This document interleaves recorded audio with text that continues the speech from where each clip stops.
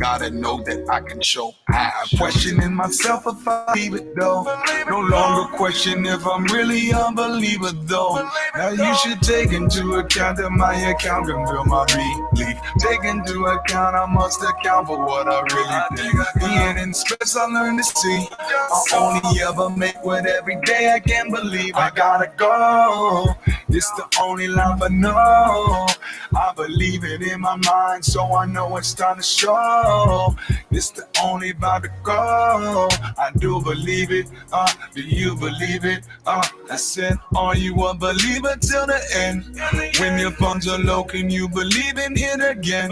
No longer ever questioning yourself if you believe it though. You never questioning yourself if you believe it though.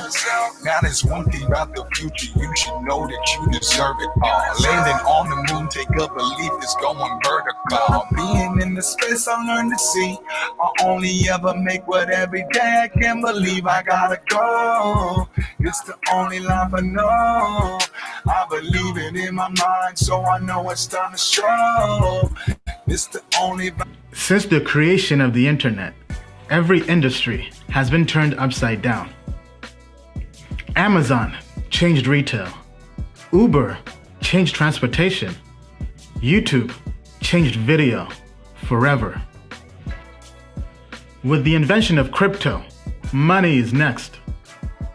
At the speed technology is growing, the future of money and securities are digital.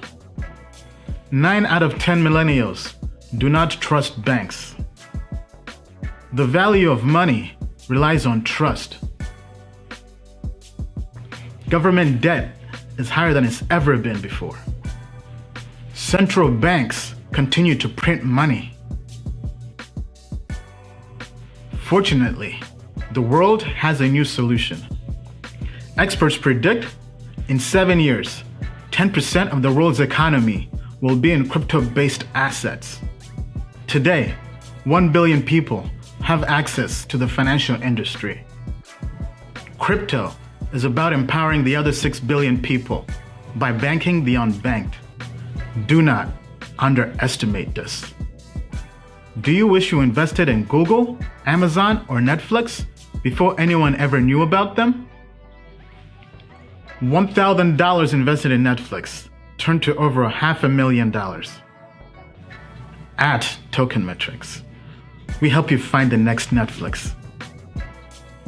Token Metrics users think differently about investing. They are early adopters looking for financial freedom. They are people who see a better world. A world without international borders. We believe in a world where everyone has access to the next financial revolution. At Token Metrics, we are creating a bridge that gets you to that revolution. We will help you make sound investments in this new world. The world's best investors do not rely on their intuition. They embrace technology and AI to invest. Token Metrics uses AI to find invisible patterns in data to help you invest and trade in crypto. In the past, we have used our data-driven system to achieve financial freedom. Now, we are giving you the keys. We created Token Metrics to be the only platform you'll ever need to make money in crypto. We give you AI and access to crypto experts at the best price. The moon is not the limit. To the moon and beyond.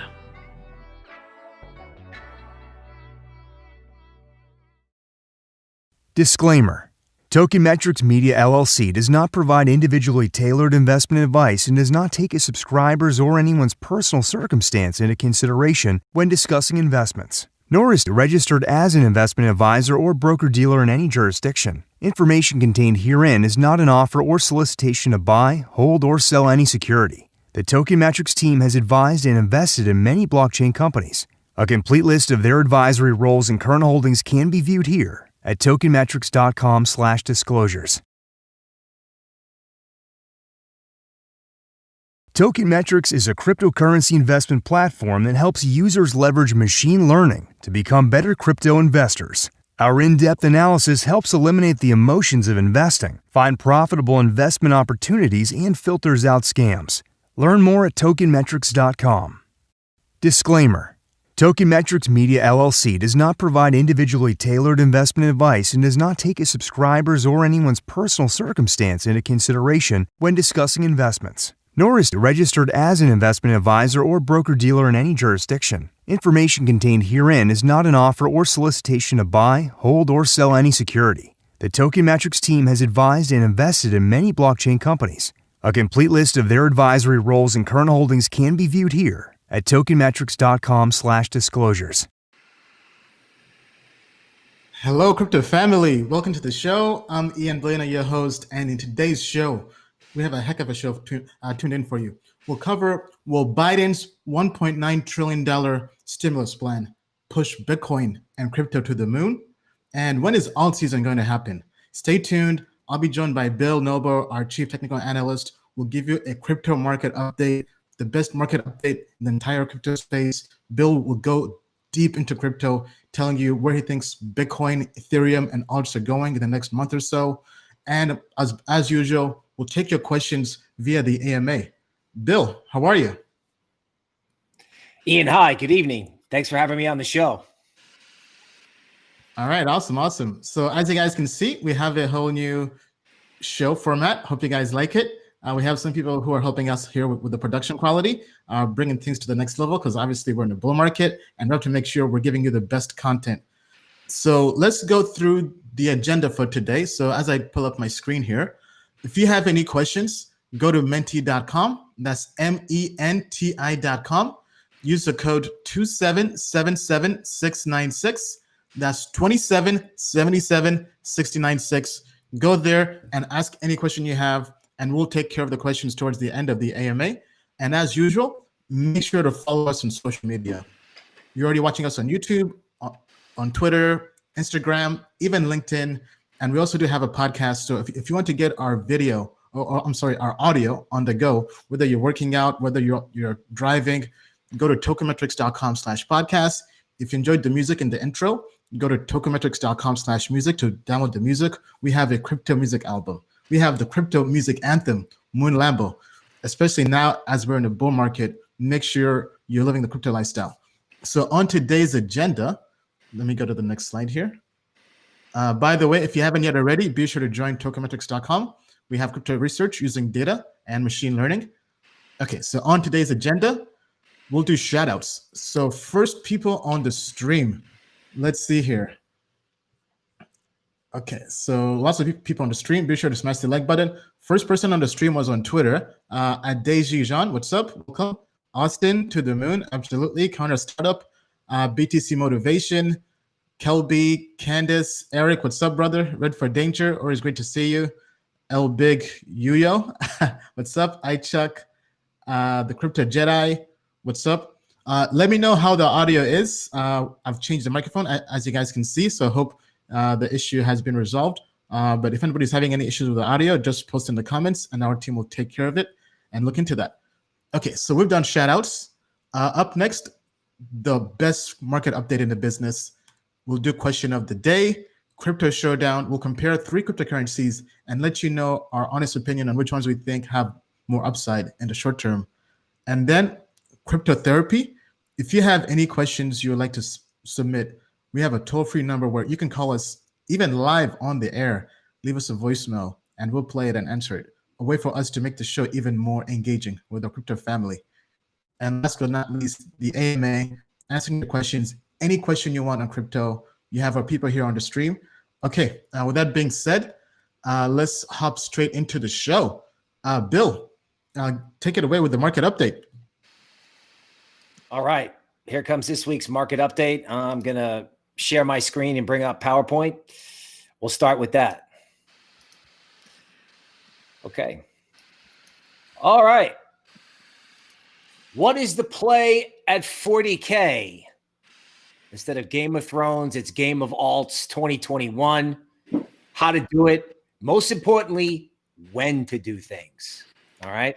So let's kick it off with big boy Bitcoin. Not a lot going on here. And you're like, why is that? Well, there's resistance at 38K. Everyone knows that by now. There's a ton of support at 32K. And Bitcoin seems to sit at 36. Why? Well, there's a huge institutional player out there who is trying to buy Bitcoin call options. Now, why would they do that? Well, let's just say that they may be so big that if they came into the market and actually bought the amount of Bitcoin that they want, it would go to 100K. So they're using the derivatives market instead. So Bitcoin just sort of sits around and waits for these orders to get filled. Meanwhile, the action is elsewhere. Okay, speaking of elsewhere, let's talk Ethereum. Hey, folks, we got any longtime viewers of the show who listened to both me and our show host, Ian, go, God, Ethereum is at 200. It's got to go up. God, Ethereum's stuck at 300. It's got to go up, 400, 500. Okay, well, guess what, folks? If somebody said to me, I just got to crypto, what do I do? Or, oh my God, I'm too late. I tell them a couple things. First of all, you're not too late. You're not too early. You're right on time. So we're going to help you. Now, if you just were like, oh my God, Joe Biden just hit the button to the moon. Bitcoin is stagnant for the moment.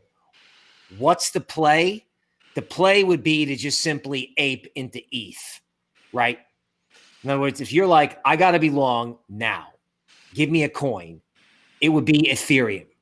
Because if Ethereum is above like 1250 and holding there, then the next thing I can come up with in the top right is a GAN line at 2400, right? And is that really a stretch? I mean, ETH is both a tech stock and a currency for any new people out there. So why is ETH underperforming Bitcoin on the way up? It makes no sense. What does make sense is that ETH's got to catch up. So if you got to be long, it's Ethereum. Now, speaking of you got to be long, we've been helping both our premium and our regular customers in our, sort of introductory plans with a little bit of asset allocation. And what we did here is we wanted to help answer the what do I do now question, okay, in a straightforward way as people figure out how to learn our AI, okay, which, by the way, has got some interesting altcoin ideas that I just looked at. Now, this particular chart or group of altcoins came from signals from our quant grade. All right, the quant grade looked good, and I noticed that I was able to build portfolio only on Coinbase Pro. So this is geared towards new people, whether you're an expert or whether you just got here. You can play in alts via Coinbase, particularly if you're in the US. All right. So let's go through this group. I decided to put 33% or 35% in Ren because I wanted to do, the hottest, strongest coin I could get, particularly the one I thought had like 1 or 2x upside. Okay. Ren, very simply, is like a tollway between blockchains, right? So, every time you move from Bitcoin to Ethereum for DeFi, you got to pay a toll. And Ren helps capture that. And then most excitingly of all, Ren is going to be like an airport shuttle between Polkadot and Ethereum.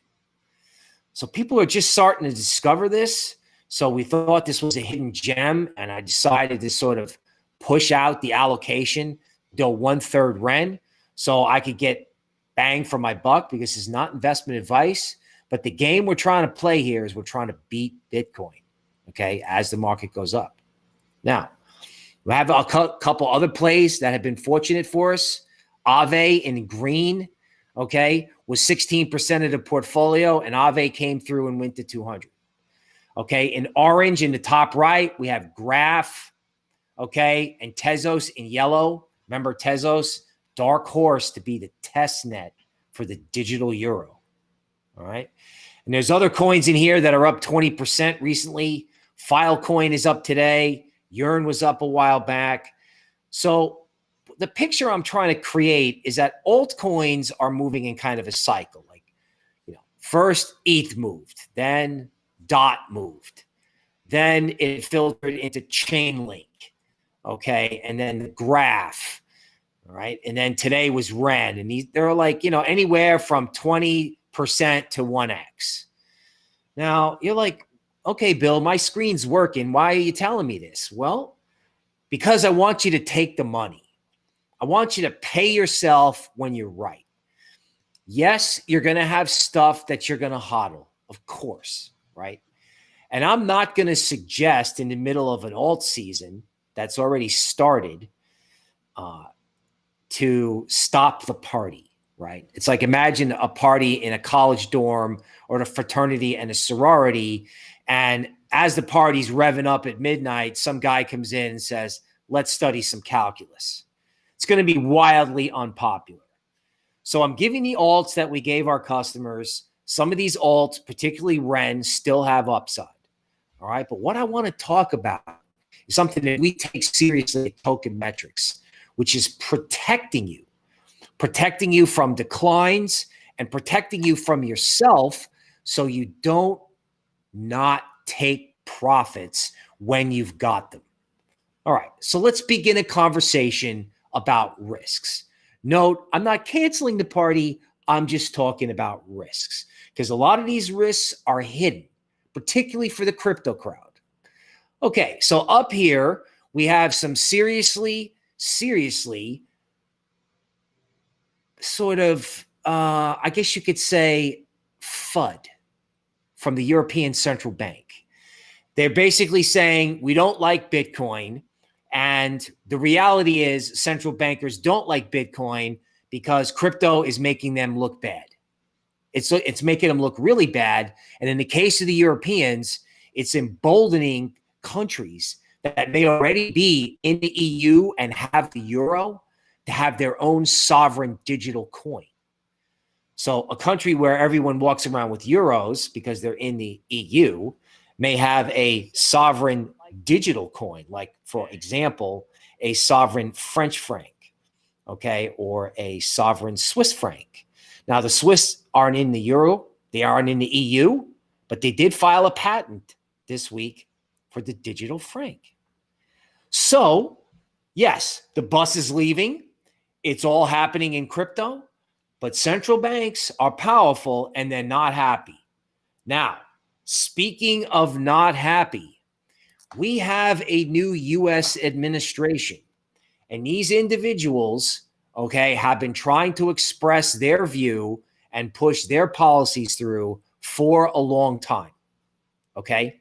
They want to help Americans by building government programs that create jobs and by giving them free healthcare. And they want to do this in a very simple way. They want to print money massively, right?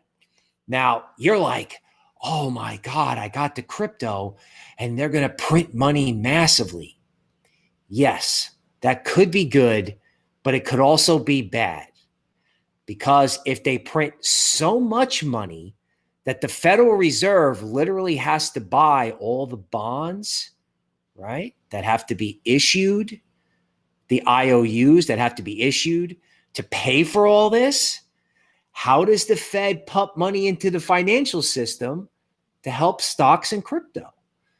In other words, if these guys spend all the money in the world, literally, to help people, but if they spend all the money in the world, literally, what's left for stocks and crypto?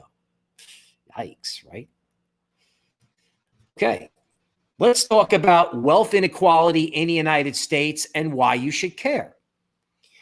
On the right, it shows a little histogram, which indicates that if you're in the top 1% of richest people in America, your wallet is about to get light because they want to spend all the money in the world and they want to take money from super rich people, frankly, for sport.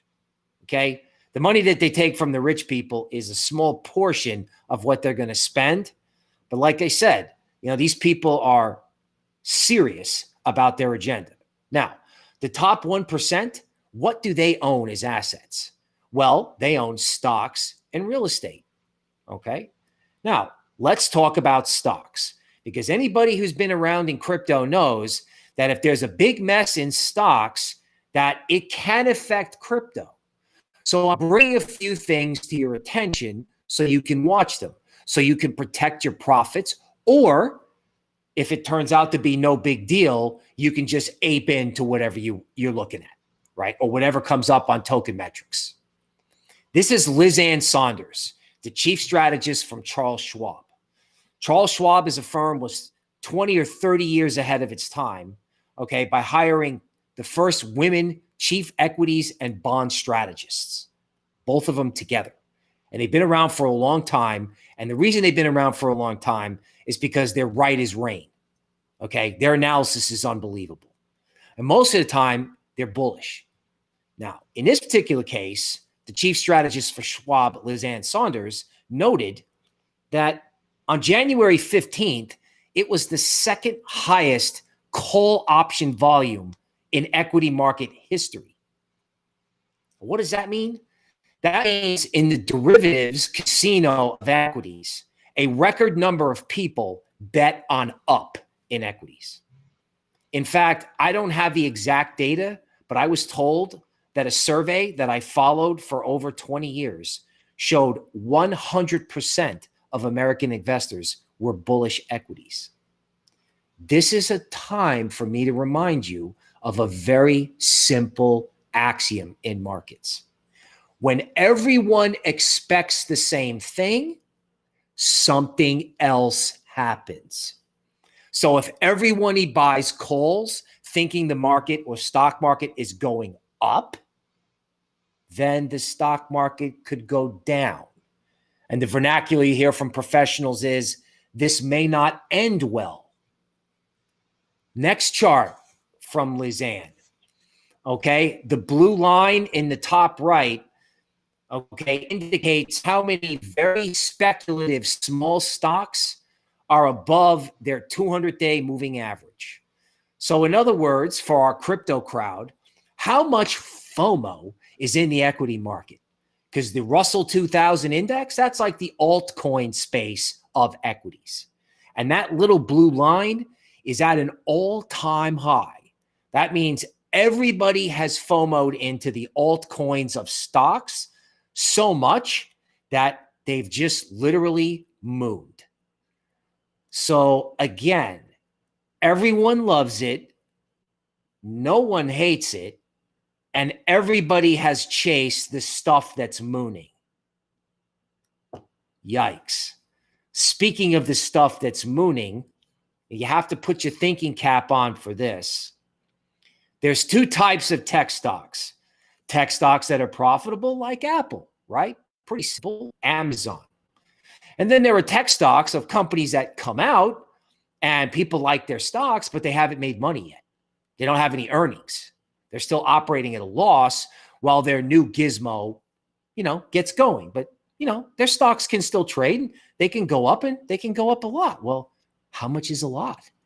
Well, this blue line is showing you that if you look at the ones that aren't profitable versus the ones that aren't profitable have mooned, right? This looks like an altcoin. Okay. So not only have small stocks mooned, but every single tech stock has mooned. Oh, and by the way, did I mention everyone was bullish and everyone has got all their chips pushed out? Now, the way I talk about this is I say, all right, if everyone is in the pool, what happens? Inevitably, someone throws in a toaster, okay? And things can end badly in stocks, okay?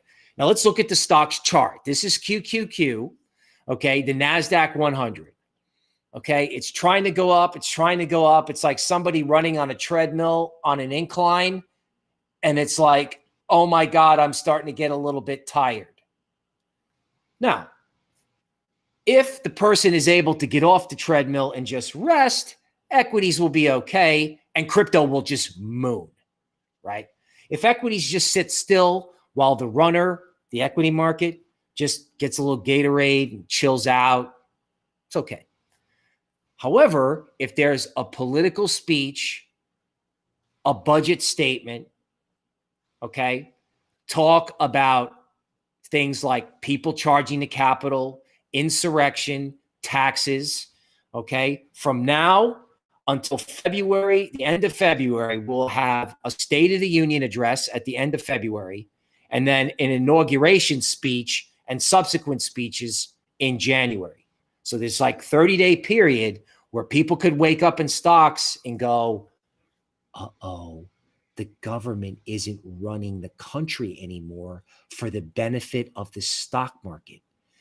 This administration is going to print trillions to try to help the little guy, but they want to punish the rich people. They want to take their money away, and they don't care if the stock market goes down, okay, unless it gets crazy. Now, how does this affect crypto? So you're saying, okay, alt season's on, I'm partying, and I'm going to keep an eye on the equity market, right? Because the FOMO in the equity market feels like the type of FOMO in crypto in 2017. All right. Now, how do I know to pay attention to this? Like, where did I get this from? Like, why are you listening to 20 minutes of this? Well, because guess what, folks? They're going to print 1.9 trillion as a warm-up, and the dollar is going up. This chart of DXY is super bullish, right? That big green candle shows that on Friday, the dollar went up. Now you're like, wait a minute, hold on a second. They're going to print money indefinitely and the dollar goes up. Why in God's name how does that even happen? Well, folks, the dollar goes up because in the emerging market world and in the legacy universe, when there's going to be a problem with risk assets like stocks or junk bonds, or there could be bankruptcies of hotel chains or corporations that can't survive the virus, everyone flocks to the dollar. I know it sounds crazy for a crypto crowd, but that's what they do in legacy. And this dollar rally could be a warning that there's a problem with legacy markets. Now, like I said, if there's no problem with legacy markets, then you just got a 20-minute education of what FOMO looks like in equities, okay? But it's worth the time because if you're in crypto and you got a bunch of profits, or you just got here and you're dying to get in, you need to watch what happens with DXY and SPX. You need to keep an eye on it. If it just sits still, it's okay, party on. The day you start to see these things move to, equities down and dollar up, okay, you need to protect yourself. And when I mean protect yourself, I mean you got to get in Bitcoin or stable coins, or maybe even ETH. But if you got money, okay, take it. Because equities or the dollar may have a disturbance for like a day, a week, 3 weeks. And you want to make sure that when all that's over and when they've readjusted, if at all, you got money to come back in. Because remember, the most important thing you've got, other than your token metrics membership, is the capital that you trade with. Okay? So that's the end of the PowerPoint part about, what you should look out for to protect yourself. All right. Now I'm going to share a screen where we're going to sort of get back to the party. Okay. Because I know that no matter what I tell you, you are going to be interested in what is going on with altcoins, what's mooning, and how I can get in. And I don't blame you. Okay. So let's talk about what's good. Okay. The Link Marines are on the move. Okay. Chainlink has broken out of a triangle, and these poor Link Marines have put up watching this thing do nothing forever. So Chainlink is headed for a target at 24. Now, that said, if Chainlink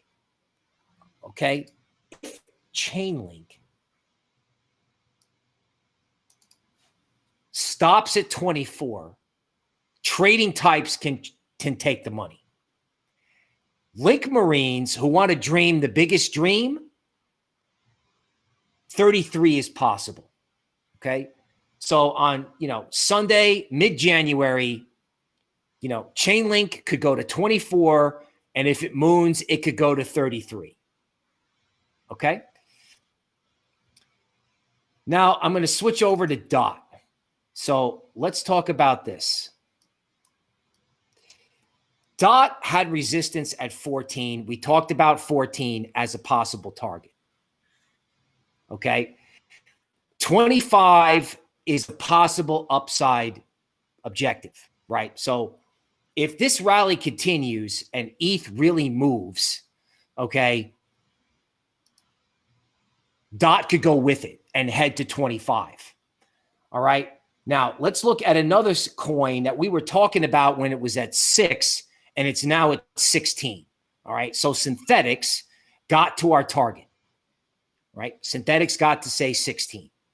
Now, is Synthetics and related coins helping us with derivatives, helping derivatives almost detach itself from the world of big Wall Street banks and become kind of its own decentralized beast? Is that a huge theme? Yes, it is.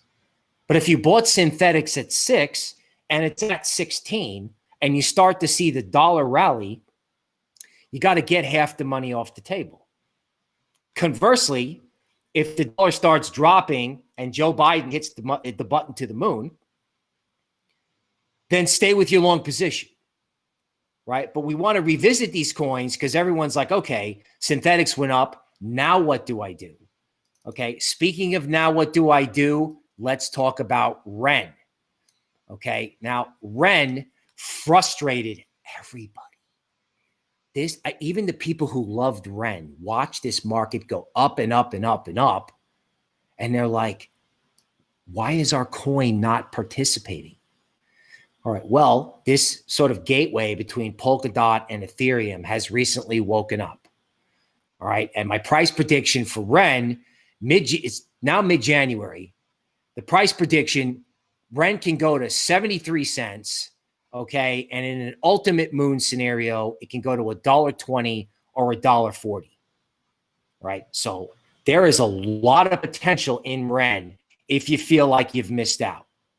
All right. Now, my other coin that I just frankly can't stop loving is VeChain. Sometimes I think, VeChain goes up and it's a very niche play. But sometimes I feel like when people ask me, like, what's the next 5X or what's the next 100X, right? Sometimes I think it's in this space. And a lot of people look at other coins, but VeChain looks like it is just absolutely going to take off, right? Like you're just going to walk in one day and turn on your computer and VeChain's going to be up 70%. Seriously. Okay. Now, let's take a look at Litecoin. We were big Litecoin fans on the show. Okay. Litecoin did a double bottom. All right. And now it's just sort of sitting around. One thing about Litecoin that I think you have to be careful about is that all of a sudden it can just take off. Now, do I think that's going to go on right this second? I don't know. But if it's mid-January, right? And if the dollar stays calm and equities do not go down, there can be another leg in Litecoin to 273. So if ETH moons and goes to 2,400, I think it's going to take Litecoin with it. Now, our final word. At Token Metrics, we've got a lot of expertise. We've got amazing artificial intelligence, machine learning that helps us get better and smarter at building portfolios and at finding trading plays. We've also got a human analytics team. one of the sort of, I guess you would call fundamental or quantitative analysts, who's got a lot of blockchain experience, found this coin perp versus wrapped ETH on Uniswap. And this particular coin, right, is going to help create this new derivatives universe. Now, he didn't say this, but I thought to myself, because I used to work at a big Wall Street bank, I was like, oh my God, the world of derivatives and custom derivatives, which used to have to be done at a Wall Street bank at huge expense to the customer or the institution, is going to get done on blockchains. That's why synthetics did 3x, and that's why perp is mooning. Now, our analyst basically came out and told our customer base about this 4 or 5 days ago. So this is another reason to be a Token Metrics customer. But again, this theme of we don't need banks, like for anything, like we don't need it for retail. We don't need it for spending. We don't need it for checking. And the world may not need banks for derivatives either. So my final word is central banks can cry all they want. Owners and CEOs of banks can cry all they want. The only thing that's going to stop crypto is a problem in equities. All right? If equities and the dollar do not stop crypto, nothing is going to stop crypto. All right? Now, I know that that's going to sound really good on TikTok. Here's Bill going, nothing is going to stop crypto. People, if you've got profits and you've been around for a while, whether that's 1 day, 1 week, or 5 years, you know that in an alt season, you take some profits on the way up. Okay? So bulls make money, bears make money, pigs get slaughtered. So don't be greedy. Watch the dollar, watch equities, and carry on. And that's the market update from Bill Noble at Token Metrics. All right, all right. Great update, Bill, as usual. We enjoyed that. If you enjoyed that market update, be sure to smash the like buttons. And most important of all, share this live stream with your friends, your crypto family. Get them into crypto, get them onto Noah's Ark, get them into Token Metrics. Because as we said, not being in crypto is a financial crime. And we're giving you the best education out there for free through this live stream. So spread the gospel. All right, so now let's pivot to the question of the day. So I have this pulled up. Once again, go to menti.com, menti.com, and use the code 2777696. That's 2777696. Okay, so if we could get this up on the screen. Question of the day. Okay, question of the day. Bitcoin rose back to $40,000. Where do you think its price is headed next? The options are: 1, I'm very bullish, so $50,000 and beyond. 2, time to set a new all-time high at 40K plus. 3, it's going to hover between 35 and 40K. 4, I think another correction is on its way. 5, I have other thoughts. Okay, all right. So in my opinion, I believe we're going to be hovering around 40K, maybe even 35K until Biden takes office. Because I think right now, until there's a smooth transition, there's just too much risk. So I don't really see any, or rather, I don't see too much capital rushing into the space, especially in crypto. And I think people in crypto are also, as Bill mentioned, are also looking at equities. Because I think if Biden enters power and there's a smooth transition and he starts printing money and equities start pumping, then I think Bitcoin can definitely go to 50K and beyond. But I think we have to wait probably until next month, honestly, is my take. Bill, what do you think? Well, I'm going to say something funny. I don't think Bitcoin is the best cryptocurrency play. I think it's the one the big guys are doing, so you got to pay attention to it. right? But I think ETH and other coins are better. Now, this idea of either Bitcoin holding or even correcting is something that I'm kind of in favor of, right? I'm in favor of steady Bitcoin or slightly lower Bitcoin. All right.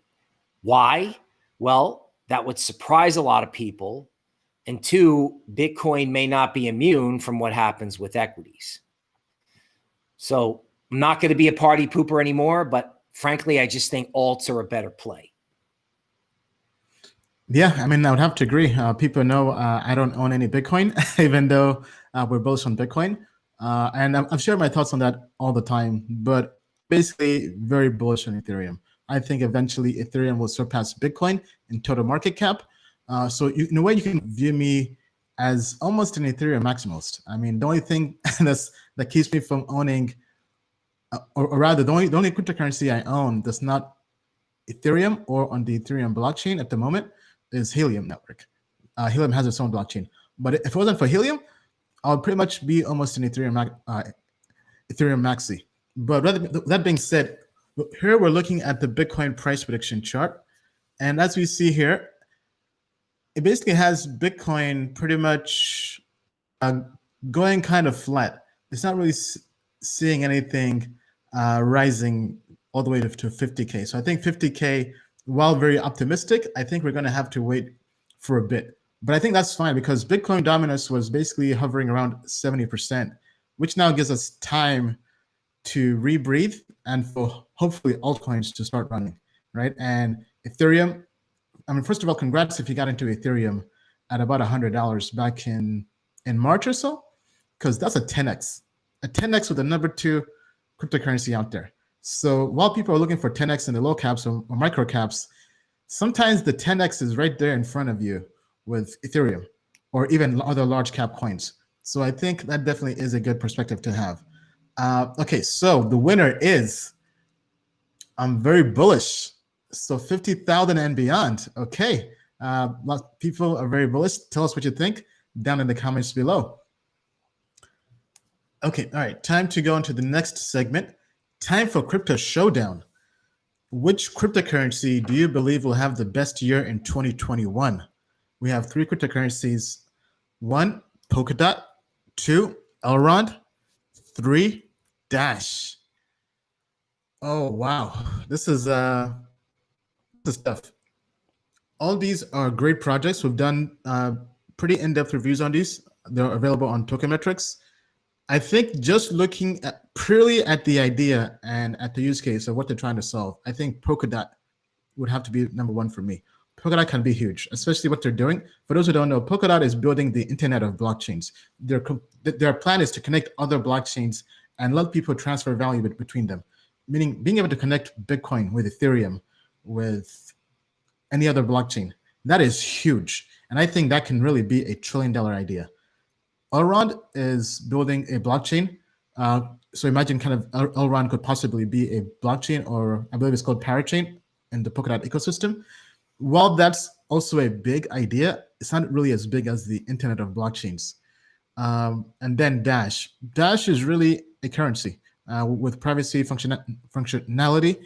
But if you had to ask me which one would have a better year in 2021, I would personally take Polkadot. That's just based on just the use case, not so much on doing any kind of technical analysis. But let's go to Bill for that. Bill, from a TA perspective, which of these 3 coins will possibly moon the most? All right. This is a great question. So I'm bringing up my Safari browser right now with our charts. Okay, so let's take a look at the one everyone probably doesn't think is going to be the winner, which is Dash. Okay, now I have to admit that I got a little bit disappointed with Dash. Okay, it's got great technology. It's basically, it's almost like the alternate reserve currency of South America, right? Like everybody in Venezuela is mining Dash. Thing is, it's got a privacy feature. So if Dash ever really did moon, all right, it could go like, I don't know. Look where it could go. It could go to like, 200 or 190 or higher. Okay. Because Dash has been around for a long time. The thing is, it's got a privacy function. So it's not as exciting because government regulators don't like it. Now, let's talk about Polkadot. Folks, Polkadot has become literally, it's become like its own beast, right? This feels like the Google Chrome of the crypto world, right? We started with Internet Explorer from Microsoft, and then Safari was cool, and then Chrome just came along and was like, okay, everyone just sort of was like, this is the solution. We finally have it. People are starting to feel this way about Polkadot. And I'm telling you right now, I'm not going to get in front of this because the next mega moon cycle for altcoins is when Polkadot coin comes out after Polkadot coin, after Polkadot coin, after Polkadot coin. By the way, this is why we're interested in Ren, because Ren is related to Polkadot, although not everyone knows that, and Ren is available on Coinbase. Okay, now, Elrond, right, which has been doing well recently, is also a real interesting play. Okay, I have to go to an intraday chart on this. Okay, now, Elrond to me looks like this is a 30-minute chart, right? So this may be a little bit dated. It's mid-January. And what Elrond is simply doing is nothing. It's kind of going sideways, right? This is the Elrond perpetual futures contract. It's going sideways after going from 30 to 39. Now, in our experience, right, when we see these kind of patterns, it means there's another leg, right? In other words, it can keep going. So Elrond only recently woke up, and there's serious upside there. Now, is that going to beat a monster like Polkadot? Because you got to remember, Polkadot's moving up the market cap chart pretty fast. So in percentage gains, I think you have to consider Elrond, for your sort of altcoin play. Deep in my heart, I love Dash, but, I can't say it's going to win Crypto Showdown. One day, you're going to wake up, and Dash is going to be back at 400 like Litecoin. It's that privacy function that really hurts it, and it's going to drive traders crazy because it's not going to perform until there's some sort of magical event. So I love it, but it may not be the best investment in the near term. All right, thank you, Bill. So please bear with us. Actually, Bill's having some buffering issues for some people. He's on hotel Wi-Fi, but he's still here with us, which is good. Okay, all right, so a few comments here.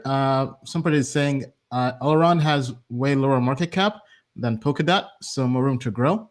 That's true. It crits. Then somebody's saying, Peter agrees as well. Elrond will beat Polkadot. All right, okay, so now going back to Crypto Showdown. So the winner is Polkadot. The community has voted. They believe Polkadot has the most upside in 2021. Let us know what you think down in the comments below. And be sure to smash the like button if you're enjoying the stream. Okay, time for us to move on to the next segment. Okay, so time for crypto therapy. If you have any questions you'd like to ask the Token Metrics team, feel free to call this number, 1-888-90-TOKEN. That's 1-888-908-6536. Leave us a voicemail. We accept international calls as well. It's toll-free number. Leave us a voicemail, and we'll answer them during the show. Please make sure to use the extension 2. When you call, put in the extension 2, and we'll take care and bring those voicemails on the show. Okay. So this is a question from the Token Metrics forum. The question is, how to be a DeFi degen? I want to delegate a tiny portion of my portfolio to degenning. Full disclosure, I am fine with the extreme with extreme high risk associated with this activity.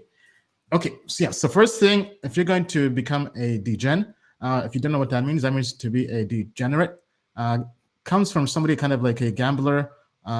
It's basically you're going to the casino, right? You're going to the crypto low cap casino where you can get wrecked. You can lose all your money. So by definition, when you degen, you cannot be upset with the results because you know you're doing something that's not really investing, it's gambling.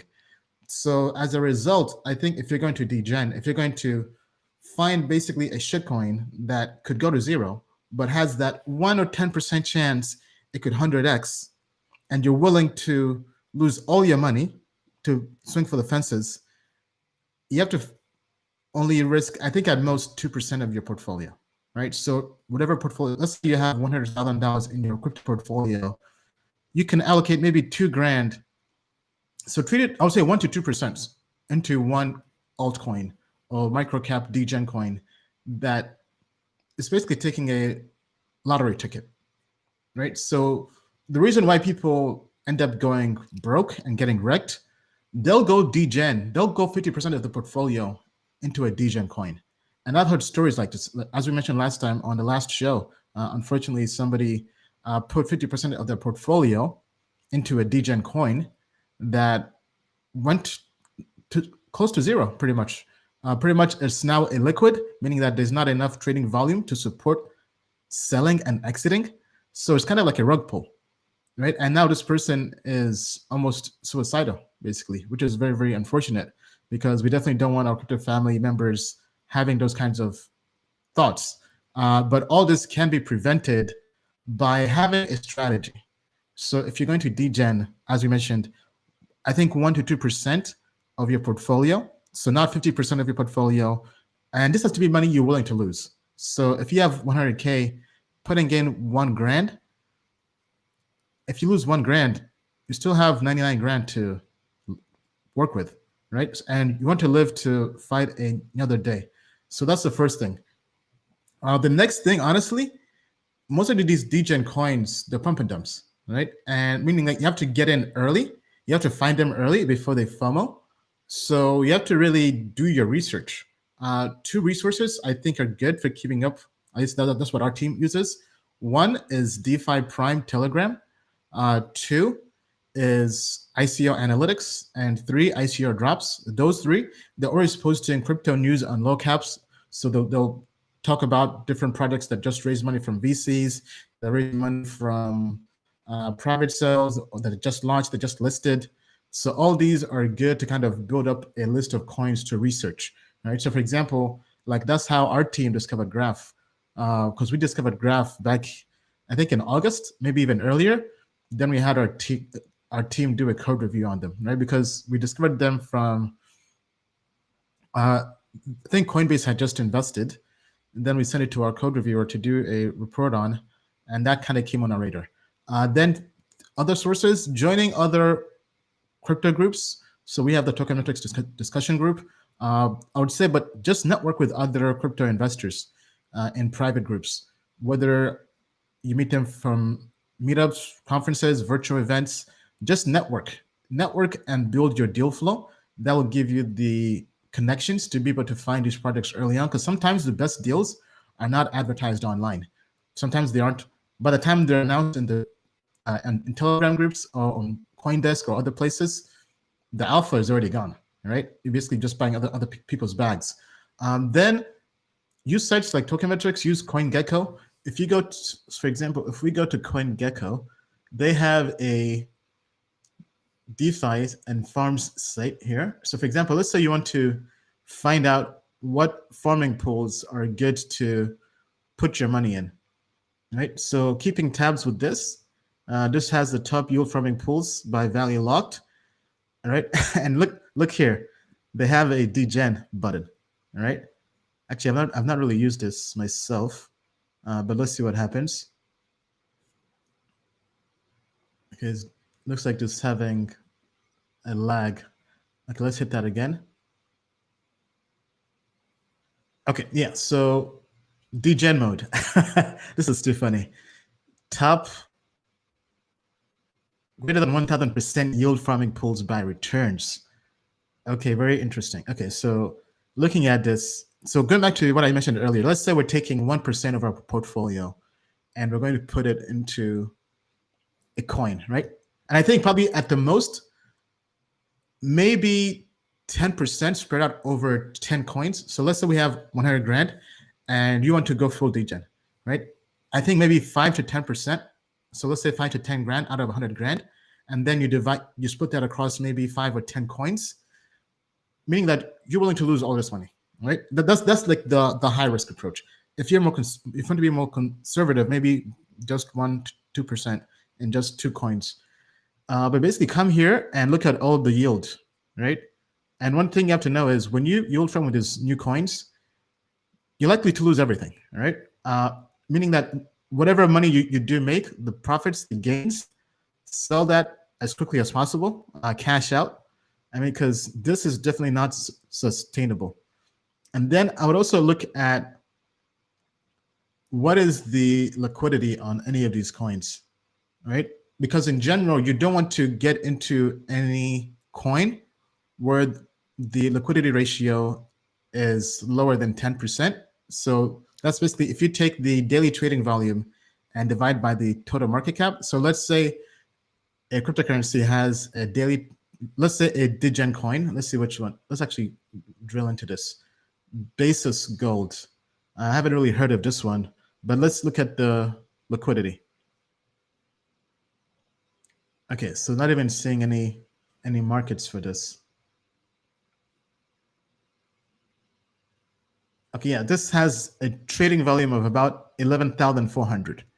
So when you see this means you don't want to invest anything more than 10% maximum, right? So at the most, I would maybe put about $1,000 into this coin, right? So the way sometimes people get wrecked is, let's say they don't follow the advice of only put 1% of your portfolio. Let's say they put in 50K or 10K into this, you're moving the whole market. So the price will pump and then it will be almost impossible to get out. You'll have to wait forever to get out, right? That's kind of my take on how to go degen. Bill, how about you? Any advice to our crypto family in terms of degens? Yes. So on the subject of degen, sorry about the degen Wi-Fi. Hopefully our viewers are bearing with me on that. So sorry about the degen Wi-Fi. Okay. Now let's talk about this from multiple angles. Let's say someone says, I'm willing to lose $1,200 playing in degen. Okay. Let's say it a different way. Are you willing to lose 1 ETH gambling? What's that 1 ETH going to be worth in 5 years? So before you go degen, make sure that that money that you're willing to just throw away doesn't have a better use in crypto. Okay. So think investing before gambling. Now, we know you're going degen anyway, so don't worry. I'm going to help with that too. The best way to go degen is to try to go 1 coin and have that work. And then try the second coin and then have that work. And then what you want to do ultimately is build it up to 4 or 5 coins over, say, the space of like a month, right? Because when you lose money, when you say you're willing to lose money, okay, you don't just lose money, you feel horrible, right? Like everyone wants to wake up and have 1,000x and go Lambo shopping after quitting their job. Everyone wants that, right? But when you lose that $1,200 or that 1 ETH, you don't just lose the money, you feel awful and you might miss the next good opportunity, which could be in degen or low cap. So you want to play more when you win and you want to do your research. All right. Now you've heard all that before, but you want to do your research and prove that you can win. Show yourself that you can hit the ball. Then when you do the trade or you invest, it's not reckless. It's actually got some purpose to it. And if you lose, you're like, okay, well, I won one, I lost one. I'm still in the game, right? Because what's the ultimate asset of a cryptocurrency trader and investor? Even if it's not coming through on the Wi-Fi, this is the most important thing. Keeping that clear. So if you're going to go degen, and believe me, folks, once Polkadot comes online and ETH 2.0 comes out, it's probably going to be more degen than you can ever handle. Obviously, you want to stay with Token Metrics because our ratings and our portfolios that are generated with AI and machine learning can help you find these coins with a minimum of effort, just doing your homework on Token Metrics. But again, for the gamblers out there, remember, think of the money that you're willing to lose in ETH and then make decisions. And that's it for me. Yeah, I mean, I think that's such a great perspective because we're very bullish on Ethereum. And if Ethereum is doing a 10x and we think it's going to eventually surpass Bitcoin in market cap, I mean, people will feel hurt when that happens if they lost ETH in a degen coin.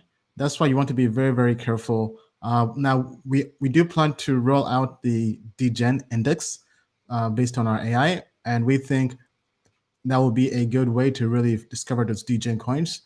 Basically, we'll be looking at cryptocurrencies that are in the lower end of the market cap, but still build a diversified portfolio. Now, we think this will be a better approach than what others have been doing in degen, because this will be a balanced approach while also looking into safety, meaning that you're less likely to lose all your money and finding those real coins that are undervalued. A few comments here from our audience.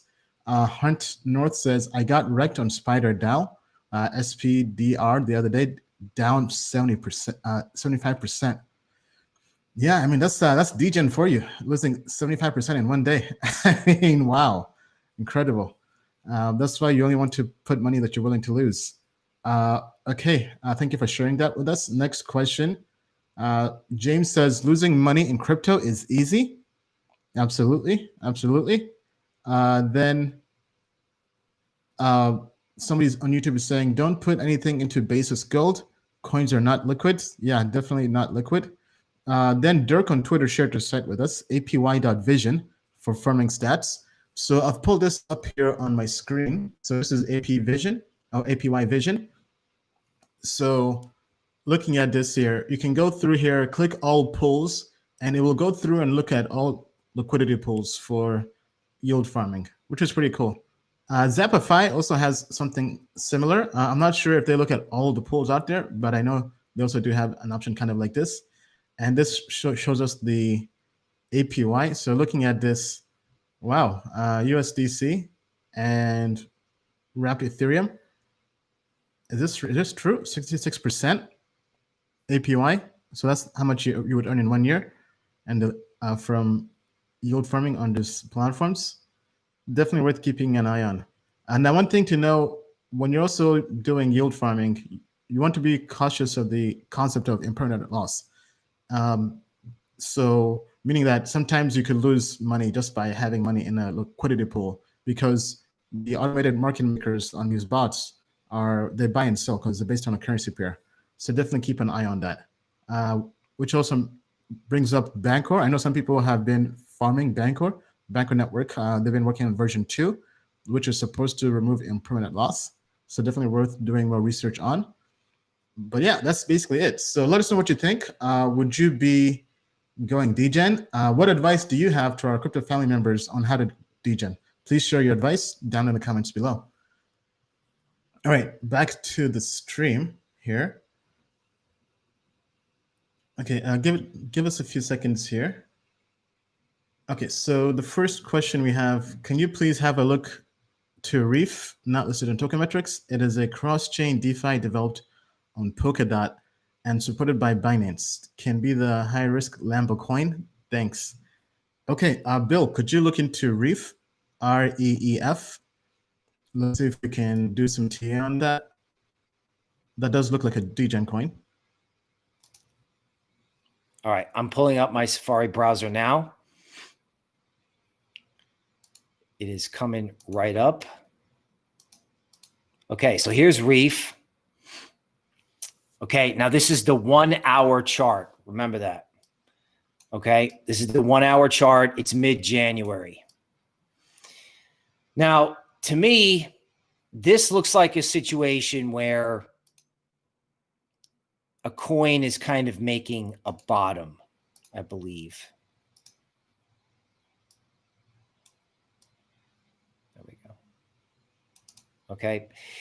It's loosely drawn, but we call this the teacup and handle formation. And again, this is a 30-minute chart, so be advised if you're watching this later. Now, this formation has been an absolute money printing machine. Okay, it's a money printing machine. Now, not investment advice, past performance not indicative of future returns. But when we see this type of action, okay, if there's any sideways movement in Reef and it starts to break above this 0.02 level, then it can move because it was at 0.05 at one point. All right. And we have another saying on token metrics. Okay.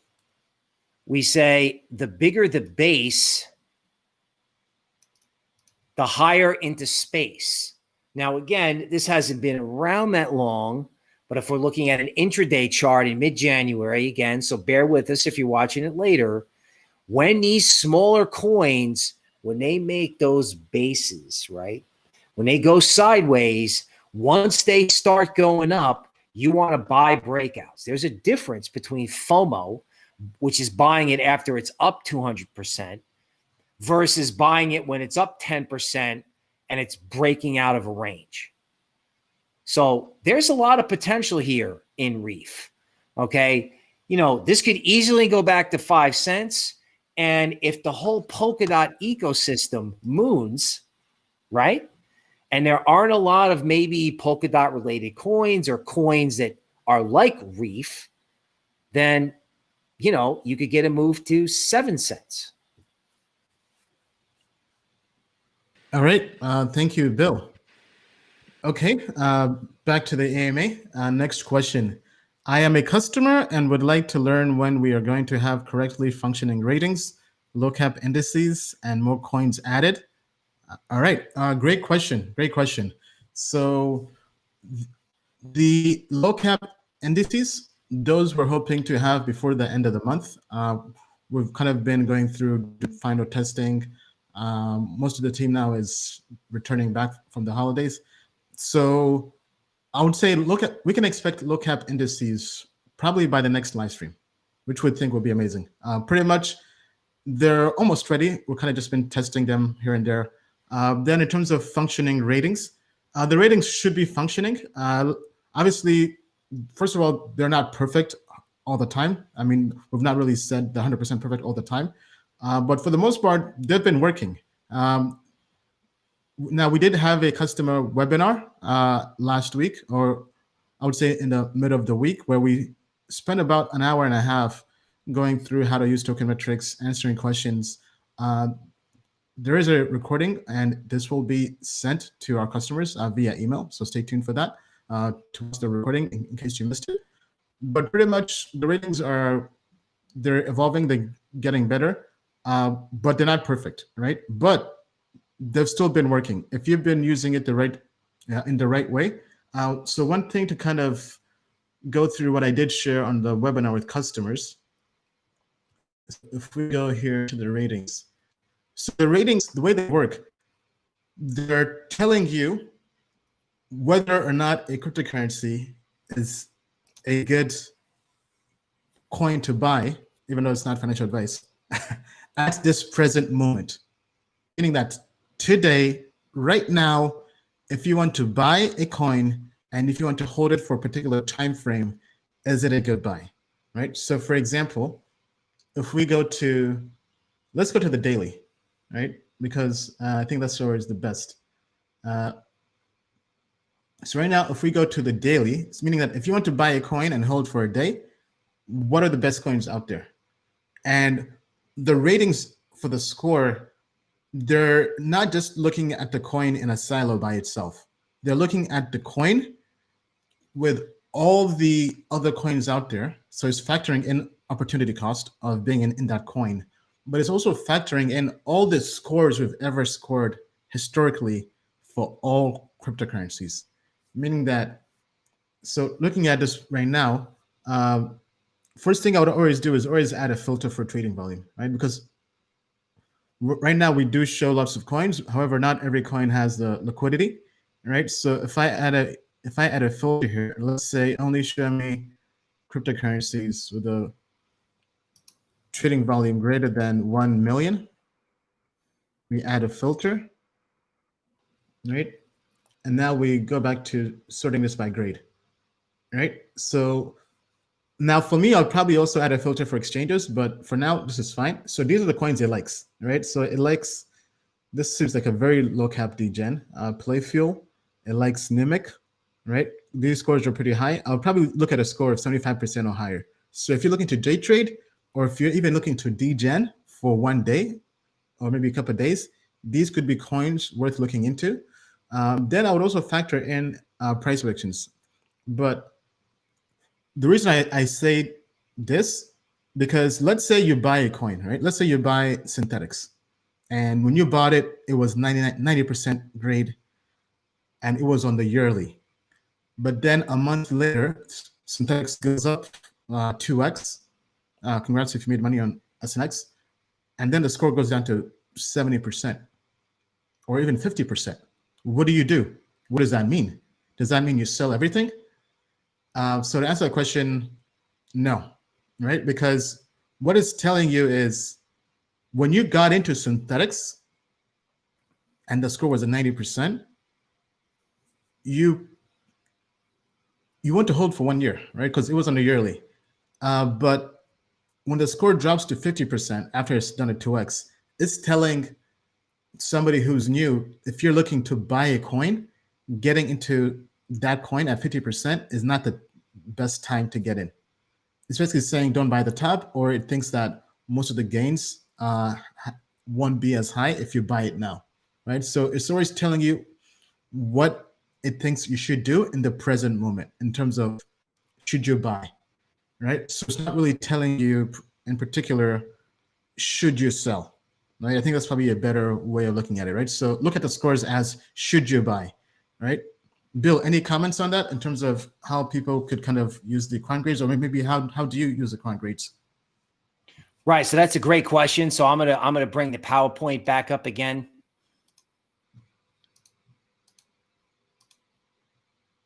Okay. So Ian's exactly right.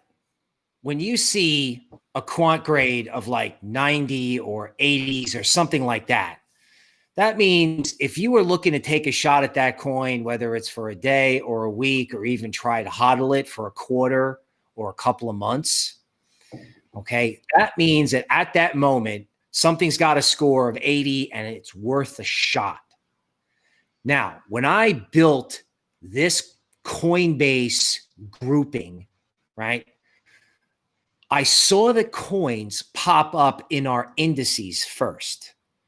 So I like to start with our indices, and I like to say, you know, we have both AI, machine learning, and portfolio theory at work in our indices. And I just quick wrote down some of the ones that I saw, and I'm like, a lot of these are available on Coinbase.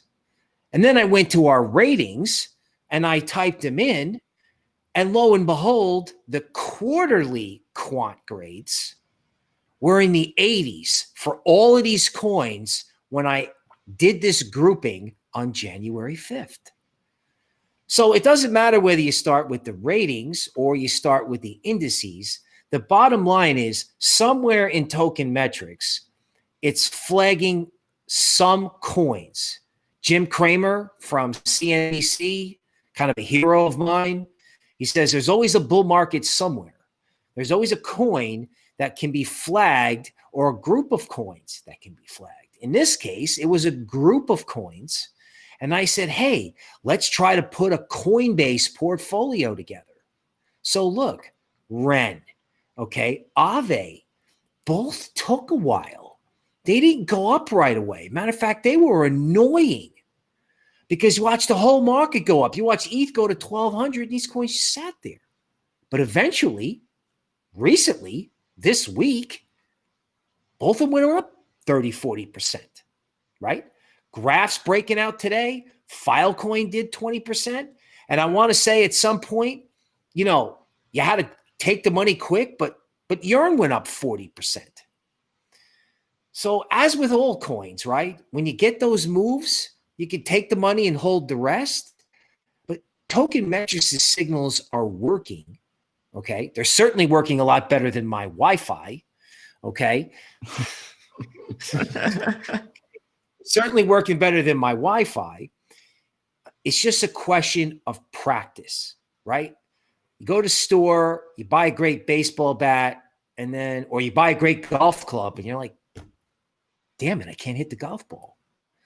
Well, you just got to practice with that golf club. Got to practice on the golf course.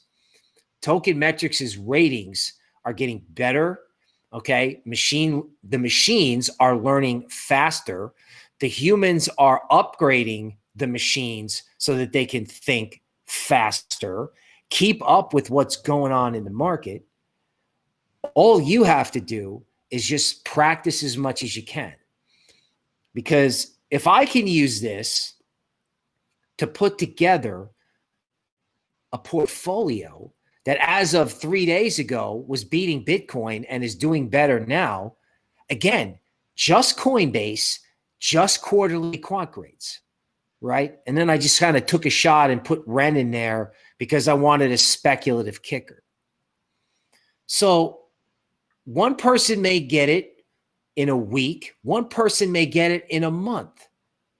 Doesn't matter. You're right on time. What the point is you will get it. You will get it. And our rankings will help you get there.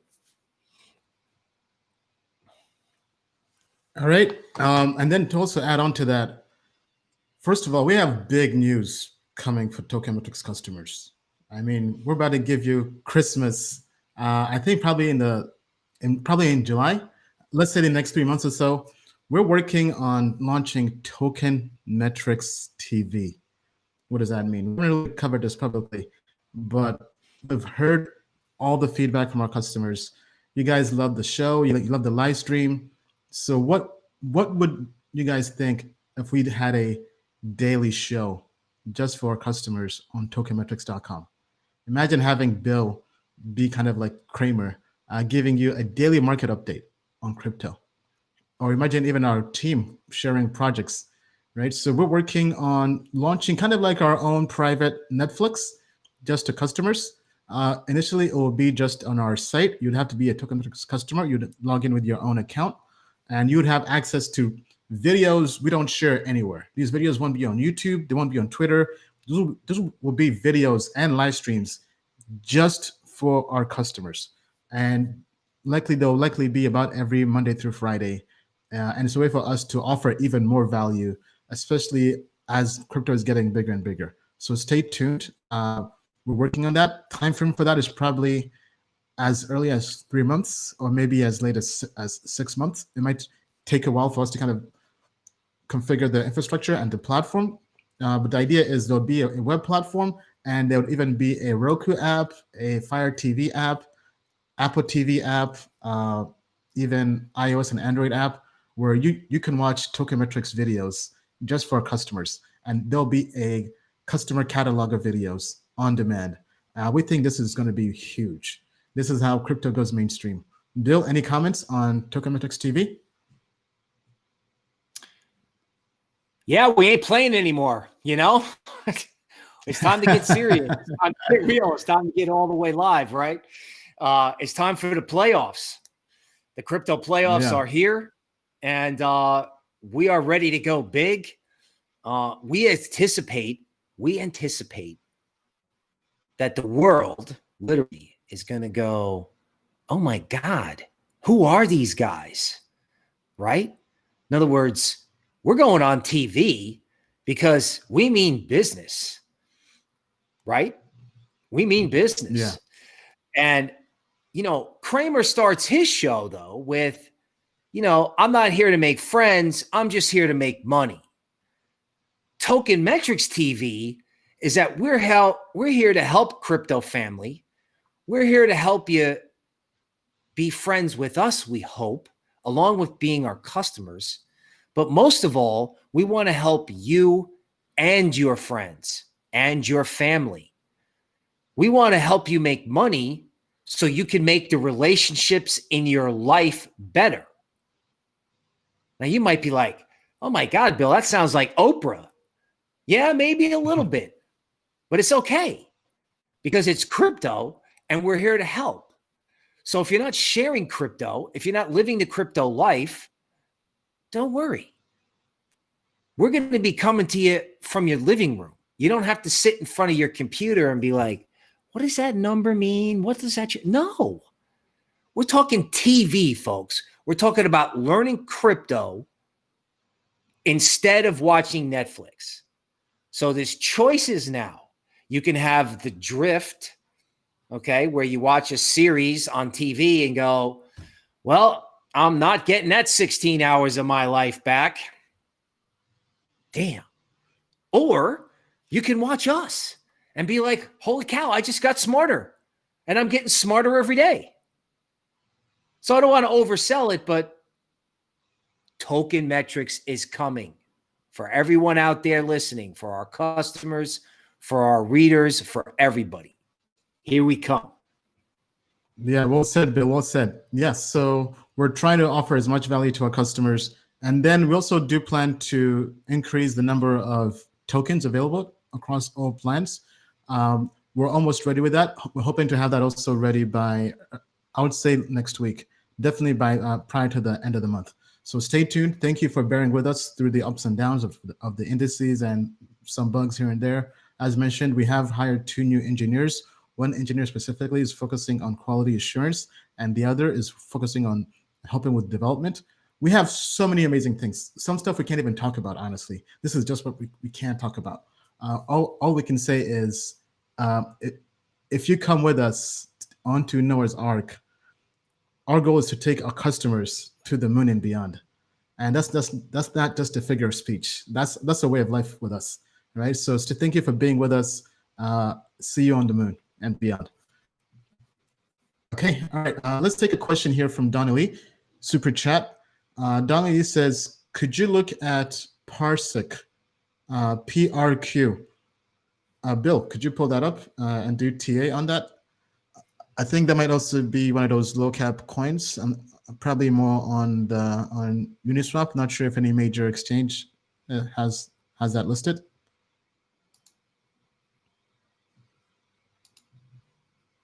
Okay, I'm checking that now. I'm bringing up my browser, and just coming up. Here we go. Okay, so I've got PRQ here on the screen. Now, this is sort of like watching me have to draw it real time. All right. Now, this is a 4-hour chart. So if you're watching this is, an intraday chart. So a lot of things can change. Now, we saw this token go up here, right? And then somebody unloaded on it. And then it tried to break out again here.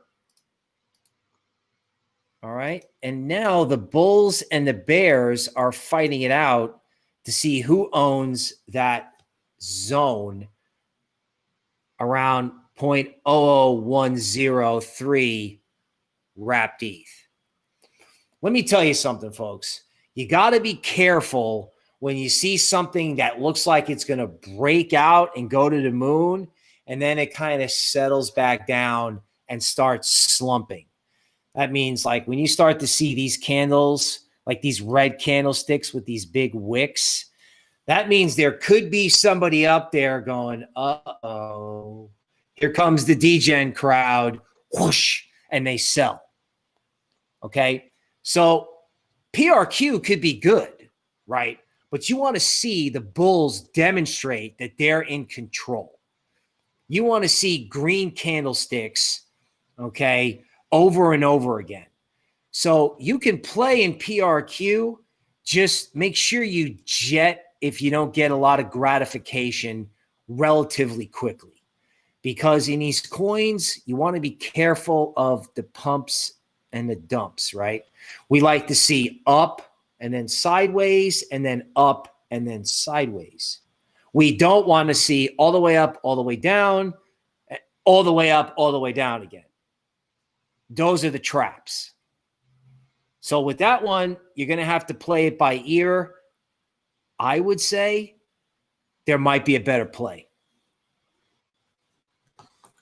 Okay. All right. Thank you, Bill. Okay. So we have one more super chat here from Crypto Gamer. Okay. So he's asking, CRU Crust Network was featured in Bitmart Crypto of the Year article and lined up for a parachain on Polkadot. Happy hunting. Okay. All right. Bill, if you could pull that up, let's take a look and see what's going on. I haven't heard of this, to be honest. A CRU looks like one of those degen coins. So many of them these days. Okay, so as you pull that up, let me also see if I can get more info on this. Okay, Crust All right, Network. working on it now. Okay. Okay, I'm pulling up my browser now. Here we go. Coming up. Okay. Yes, I see it's on Huobi and Uniswap. Right. So I've got Huobi here. This is the 4-hour chart. All right. Now, this one seems very interesting to me for a couple of reasons. One, it's a classic example of the bigger the base, the higher into space. Okay. So clearly this thing wound itself up. It's a 4-hour chart mid-January, right? It's a classic example. Now, of course, it did a 1x from 6 to 12. So make no mistake about it, folks. The guys that bought it at 3 sold it to people who were FOMOing in at 12. Okay. So even though it broke out, you know, everything, nothing goes straight in a line. Sometimes it does. But if you've got a good fundamental coin, it'll have what I call ebb and flow, right? So on this, if you can buy a dip at 8 or 9 and make money and have it start to turn up, that's a good sign that this could be the real deal. Because this could be, right? I mean, if it is the bigger the base, the higher into space, look at this. Okay, the base actually started around 8. Just below 9. So, wow, guess what? Look at this. It's actually retesting 9. So think about it. It breaks out and then it comes back down to retest it. All right, now I know it's a 4-hour chart. It's mid-January. But if you're looking at this video, okay, of Crust, and Crust is above 9, the Crust has a shot to go higher. I don't know. How about 15 or 16, right? That seems to be kind of like the magic number, right? Like synthetics went from 5 to 16. You know, Chainlink went from 16 to 24. All right. Always remember, if you can buy a dip and make money, it's a bull market. If you buy a dip and get smoked, it might be a pump and dump. So Crust Network looking. Okay. You still there, Bill? Did we lose you? I'm still here. Still there? Okay. Okay. All right. Thank you, Bill. So let's get back to the AMA. Next question from the audience. Do you think ADA, Cardano, will be listed on Coinbase soon? Honestly, I don't think so. If we go take a look at the markets Cardano has,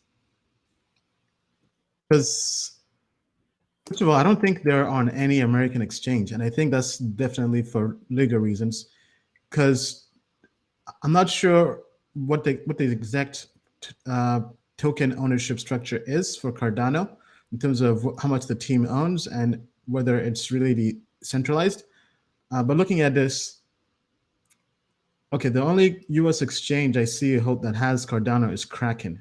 Okay, so if they got into Kraken, then I think it is possible. Kraken is a U.S. exchange, and actually, typically they've been more conservative compared to Coinbase. But I still don't see Coinbase being something that happens anytime soon, just kind of based off of that. But I do know they do have some kind of new update. I think they're launching their mainnet.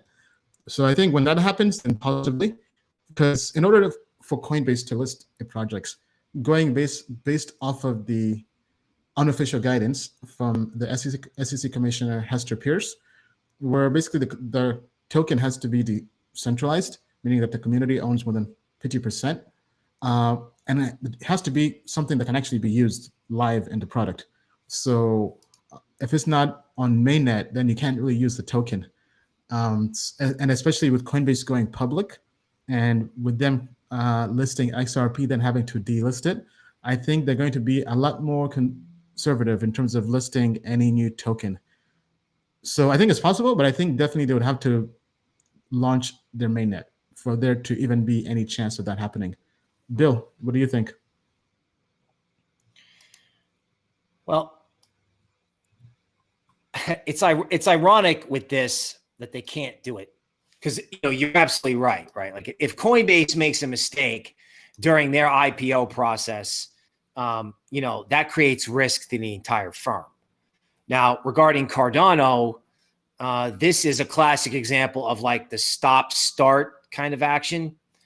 So the more times you see something do a 1 that starts to move, and a 2 is when it stops. So it goes 1, 2, 1, 2, 1, 2. The more times it does that, the more it moves. So this probably will be an example of a coin that goes from 35 cents to $1 and then gets listed on Coinbase after the move occurs. But I don't see Coinbase doing anything that stops them and their investors from the process of cashing out by IPOing. All right. Cardano, thank you. Okay. All right. Thank you, Bill. Next question from the AMA. Can you look into XOR? That's Sora. They received a grant from Polkadot to build PolkaSwap DEX. PS, you can farm PolkaSwap on Sora.farm now until the launch of PolkaSwap. Good APY. Yeah, so Bill can pull that up. We actually did have the CEO, Makoto. He's a friend of ours.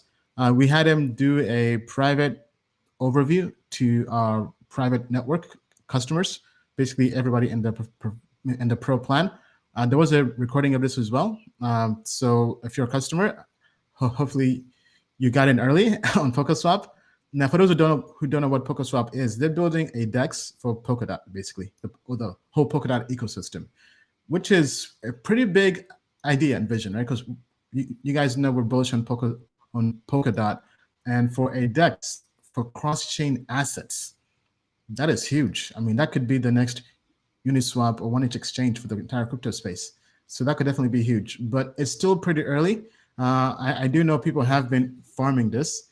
Let me actually see if I can pull up their site here. Give me 1 second. As I do this, Bill, do you have the TA on PolkaSwap? I don't think it's trading yet, is it? I have Sora token versus Wrapped ETH, XOR. Does that work? Okay, that works. Yeah, you can do that as I pull up the site. Okay, so here's what happened with XOR versus Wrapped ETH on Uniswap. It's mid-January, and of course, this obviously it's paired with ETH, right? So it was pretty tough to beat ETH when it's doing a 1x. But ETH has stopped temporarily. And to me, it looks like everyone gave up on this token versus Ethereum, right? You know, ETH just crushed all these smaller tokens. But now that ETH has sort of settled down, all right, there's a big green candle on this. So people want this, right? This is a nice technical point. It's the 76% retracement of the original August DeFi up move. It's also a prior high from when this thing took off basically from 0, okay, to 0.09. So in case my Wi-Fi is not working, Sora is looking good, all right, because it's got a story and it's down, right? So if you're looking to take a shot, there's a story here. Because remember, folks, investing isn't always about math or numbers or things that people don't understand. Investing is about the story. And if this has got a good story, it could be a good investment, particularly since it's down. So we see people coming into this quickly. All right. Then, so here I've pulled up the PolkaSwap site or PSwap. And yeah, I mean, the APY does look pretty nice. So I think to my understanding, you have to have XOR or Sora tokens to farm this. I have thought about it. I've not looked into it yet or really began farming anything, but I'll definitely do a more thorough look into this. But hey, tell us what you think. Are you bullish on PSwap? Is this a project you think has lots of upside? I definitely do like their very interesting anime style designs. The team is from Japan, which does make sense. Okay, all right. So let's get back to the show.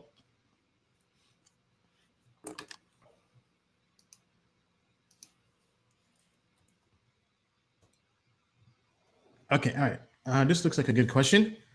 Everyone seems to think Ethereum is going to the moon. If that is the case, would you be invested in Ethereum? Or is it going to take alts with it? Or will ETH go first and then alts will follow later? I mean, I'm very bullish on Ethereum. I'm very, very bullish. Honestly, I probably have, actually, just give me 1 second. Let me see. I want to make sure. And pretty much my entire portfolio is in Ethereum. I own no Bitcoin. I own a very small, I have some alts here and there, but like very, very small percentages. And I'm looking, I would say definitely by next month, I'm probably going to be staking Ethereum. I'm probably doing some lending as well. Let me just see if I can get my portfolio here to be super accurate with you. Now, this wasn't the intended result. It just kind of happened. But it is what it is at the moment. Give me 1 sec.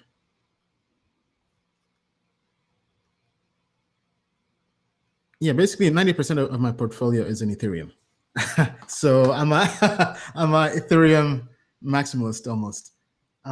That's also partially why it's taken me a long time to even do PSwap farming, because I like having everything like in my MetaMask, in my hardware ledger wallet. So I haven't really kind of done anything with Polkadot. And that's one of the factors that's, I mean, because I'm busy running token metrics in the company, and I like to have my things very, very simple and out, right? And the Ethereum ecosystem is very, very user-friendly. Then having to have multiple wallets and all that stuff, it's just additional friction I don't really need at the moment. But your question though, will ETH go first and then will alts follow? I think both. Ethereum has gone from 100 to 1200, and alts have also been rallying. They've been rallying specifically, they've been specific alts. So I think the big catalyst for altcoins, if we go back in the last 1 year, we had Compound when they launched and they became top 20 market cap, went onto Coinbase from day one. That kind of was the first catalyst for DeFi. Then there was Yearn Finance, which was one of those fair launch tokens, and became kind of basically the Bitcoin of DeFi as a cold. Then you also had Graph, GRT, when they launched on Coinbase as well from day one, and all the major exchanges. Then there was Chainlink, when Chainlink went to, I think it was like 16, then 20, maybe even 25. I'm not sure how high it went, but Chainlink back in August was a catalyst. Then you had Amperforth. So every month there's a sexy new altcoin, sometimes not necessarily a new altcoin because Chainlink was not new, but every month there's a sexy altcoin where the whole market just kind of FOMOs into it. So I don't think that's going to stop anytime soon. I think that can happen as Ethereum is rallying. But in terms of all altcoins pumping, I don't think we're in alt season yet. Even though alts have been doing well, I don't think we're fully in alt season because the Bitcoin dominance is very, very high. I think when the dominance drops and alts really begin to move, I would say we're not in August yet. August was DeFi 1.0. Then earlier this month we mentioned about DeFi 2.0 possibly starting, but I think we'll know it's DeFi 2.0 when you can close your eyes, aim a dart anywhere, pick any coin, and it goes up 10x. Okay, because that was basically in August, where any coin was going up 10x, and we knew it was time to take profits because we had 2 live streams over 2 weekends where every single coin people would ask us to look into had done like a 5 or 10x, and these were like degen coins, and that was the month we were telling our audience, take profits, take profits, take profits. A month later, the whole market dropped 40%. And some people didn't take profits, unfortunately, but a good amount did, which is always the best thing to do. Bill, what do you think? Okay, I think ETH would go first. All right. Institutions they've already figured out that they can't buy Bitcoin. There just isn't enough liquidity. There isn't. I mean, only of all the Bitcoin that's out there, only 1% is in the hands of institutions. Okay. So if you don't have crypto and you're a big player, you have to buy ETH. Period. I mean, you're going to wake up one day and ETH is going to move the way. So ETH's going to go to 2,400.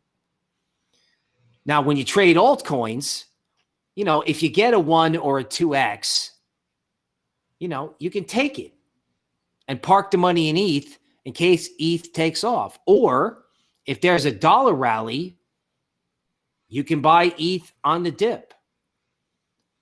So, it's alt season? When I tell you to take some profits and I'm wrong, like twice or 3 times in a row. Because when we tell people to take profits, they don't listen. We love you guys. We love crypto. But taking profits is hard to do when you've been waiting for that moonshot. So I say right now, if you got an altcoin and it 1x's, take the money and put it in ETH. If the dollar if the dollar goes up, put it in stable coins and hang out. If the dollar drops, buy more ETH, okay, or more DOT. But I think the thing that starts DeFi 2.0 is basically ETH and DOT both doing a 1x from current levels. All right. Thank you, Bill. Okay, I'm going through here trying to find some good questions here. Let me see. All right, so here's one. When you say moon, what is an average moon? 10x or 20x or 50x or 100x? We need this advice so we can take profits appropriately. Wow. I would say it depends. Depends on what's a moon to you, right? But I think there are definitely levels to it. For me, a moon would be honestly a 10x. A 10x is a moon. But then there's a difference, right? There's a moon, then there's a moon, We just landed on the moon in a Lambo. Then there's a moon Lambo. A moon Lambo is 100x. Okay, so I would say a moon is a 10x and a moon Lambo is 100x. Bill, what do you think? What's the moon to you? Well, it's hard to follow that, for sure. It's a tough act to follow. The way I would do it in this market goes something like this. If you're on Coinbase and you get a rally of 30% in one day, that's a moon. And you should probably try and capture those profits. If you're on Uniswap or even, reasonable degen, if you get a 1x, ETH 1x, but if you get a 1x or a 2x, you should consider that a moon and take that money, especially if it's a bigger altcoin. Now, in a smaller altcoin, yes, I got to agree. A moon is a 10x, right? Or say 6 or 7 days in a row. Right? Everyone piling in all at once with market orders. So it can be magnitude and time of just every single day for 7 days, it's up 30%. That's a moon. All right. So now the question to our audience, what is a moon to you?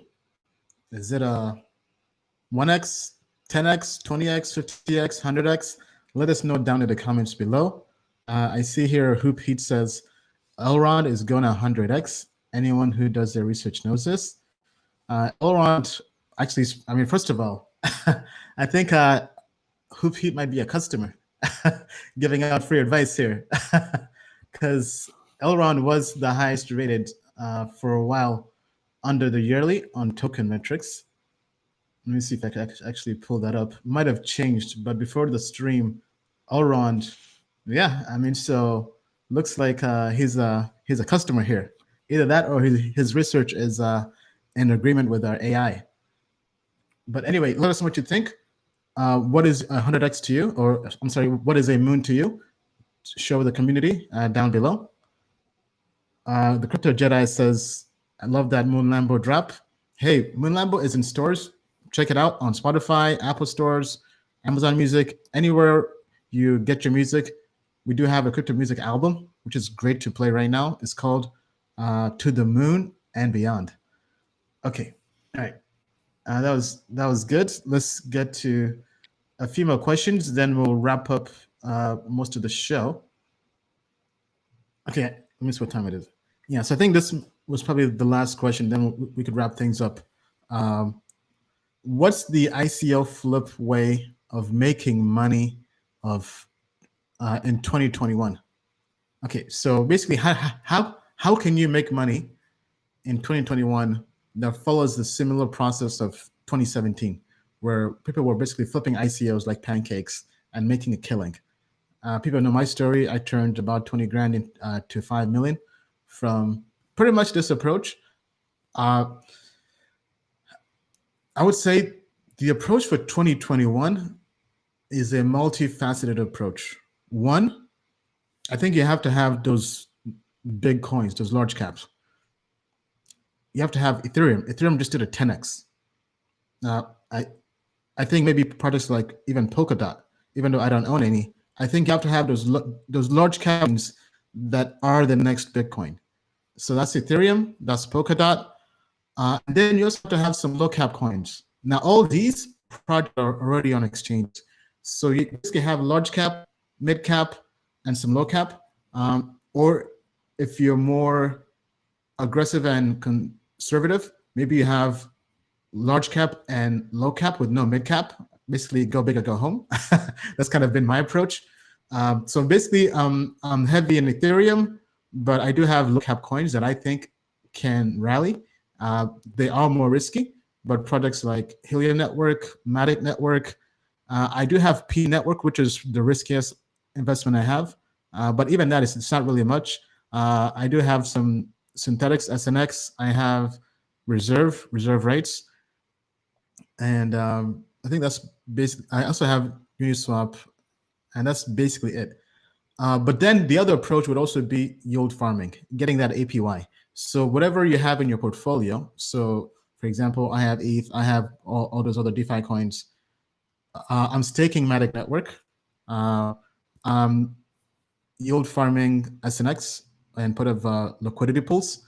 So all the investments you have in your portfolio, you want to double down on them by getting interest, getting yield from yield farming.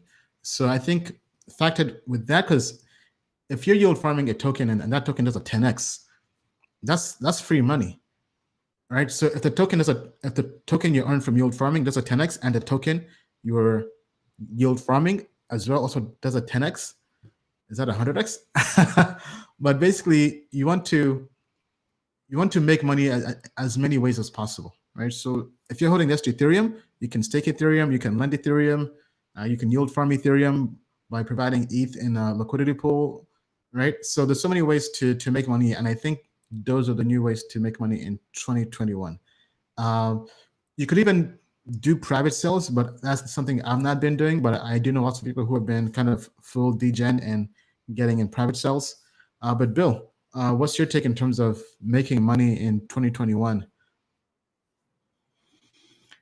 I think you're going to make money in 2021 with investing, right? In other words, 2017 was kind of like, wow, here we are, this new thing called crypto. And if you understood it before everyone else understood it, you made enormous returns. Now that everyone knows about crypto, the question is, what are the themes that are going to work, right? Like perp and synthetics and derivatives. So if you want to make 2017 money, you got to figure out what the theme is. What is the investing theme? Okay. And then go coins in that investing theme. So 2017, the theme was crypto. It was like the whole thing is here, right? In this case, it's going to require more homework. And also, remember, the bug is out there, strange, angry people are out there, and politics are out there. So there's stuff out there like 2017, stuff that's going to 10x, but you're going to have to do more homework. Ian had to do his homework in 2017, all right? And you got to do even more homework now. That doesn't mean it's harder. Hence, that's why we have token metrics. But if you do your work, you'll find the themes that then lead to the coins. All right. Thank you, Bill. Okay, so if you enjoyed this live stream, please do us a favor, smash that like and destroy it. Subscribe to the channel on YouTube, Token Metrics, put on alerts, and be sure to share this video with your crypto family and even your friends not in crypto, because not being in crypto is a financial crime. People are losing purchasing power every year. So imagine if you lose 15% of your money just by having it in cash, in fiat, in dollars every single year. In 5 years, you'll be broke. And imagine if other people are putting that money into crypto, into Bitcoin, into Ethereum, and getting a 5x, a 10x, a 100x. I mean, so literally by not doing anything, you are going broke and other people are becoming millionaires. So you definitely want to make sure that if you're on Crypto Noah's Ark, if you're on Token Metrics Ark in crypto, that you get your friends on board, because the stakes are getting bigger and bigger and bigger every single year. With that being said, Bill, what are your last words to our crypto family? Well, friends, we appreciate your patience with any bugs on the Wi-Fi. We are here for you. We appreciate you listening to us. We appreciate your business out to our customers. In my opinion, the quicker you become a customer, the quicker you learn what we have, the quicker you will join what will be a legendary story of not only our growth, okay, but your personal development. That's right. Not just a whole bunch of money and a nice car, but your personal development can come from learning crypto and learning crypto using token metrics. So put you first and stay with us. All right. Thank you, Bill. We'll see you next week, Bill. Thank you. We just landed on the moon in the Lambo. All right. Time for overtime session. Okay. Thank you, everybody, for tuning in. This has been the most viewed Token Metrics live stream. Every live stream, we keep on breaking new records. We appreciate all the love, all the support. Okay, so Solo TV, what's up, fam? Looking forward to hosting you here in Austin. Solo is the family. Okay, so let's answer a few questions here. What questions? So first of all, we're done with all the token questions. So now I just kind of want to answer any other kind of question you guys may have. Maybe questions just on mindsets or strategies in terms of investing in crypto, right? So any question you would like to ask me, I'll be around here to answer that question. You're both amazing young gentlemen. Thank you, Christopher. Appreciate that. Aronson, you're the man. Thank you, Crypto Family. You're the man too. All right. Bill definitely sounds much like Jim Cramer. Love the work these guys do. Thank you. Hey, I'm very, very pumped for Token Metrics TV. I mean, you guys like these live streams. As you see, we're constantly trying to raise the quality of the live stream. Okay, here's a good question from Alpha Diallo. Ian, how do you handle haters? Oh, man. There's so many places to start with this question. Okay, so first thing first, you have to understand, I mean, first of all, everybody is human, right?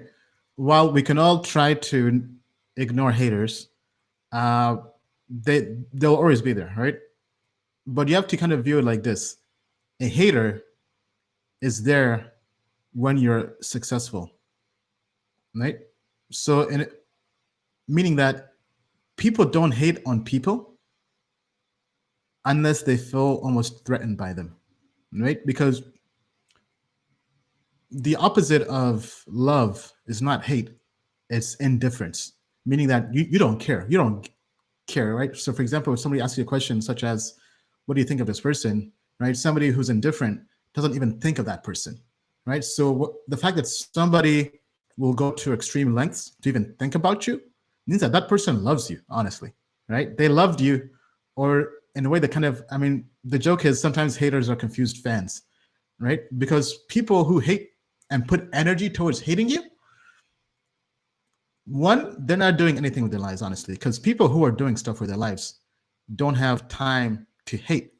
Like there's actually there's this meme with my called, let me see if I can pull this up here. If my computer doesn't bog down here. But basically, winners focus on winning. They don't focus on hating, because you're so busy winning or trying to win, you have time to hate, right? Because where do you get time to hate if you're busy winning? So by definition, let me see if I can find this. Winners focus. Because just think about this. Everybody who's doing anything great has been hated on. I mean, heck, even Jesus got hated on. Okay, I mean, Jesus, Michael Jordan, Tom Brady, like anybody doing anything worthwhile is going to be hated on. So in a way, you have to welcome the haters, because with every new level you rise up to, there's a new level of haters, right? Or for those who go to church, it's like with every level, there's a new devil, is a saying, I believe. Okay, let me see if I can pull this picture up. Right, but if you're doing anything great, you have to know that there'll be haters. You have to welcome them. You have to not let them get under your skin, even though sometimes they do. Like, I mean, I have lots of haters, right? I had haters back in 2017. The bigger I got, the bigger the haters got as well. But at the end of the day, you have to understand that the best way to handle them is to be successful, right? Not to really engage them. So here's a picture. Not sure if that can, maybe producer, if you could pull that up here on my screen. This is the image. Winners focus on winning, losers focus on winners, right? So this guy here competing against Michael Phelps, he's watching Michael Phelps because he's a champion. But Michael Phelps, he's focused on getting to the finish line, right? So that's the mindset I have for dealing with haters. Yeah, so as Jan says, you have to earn the hate of others, right?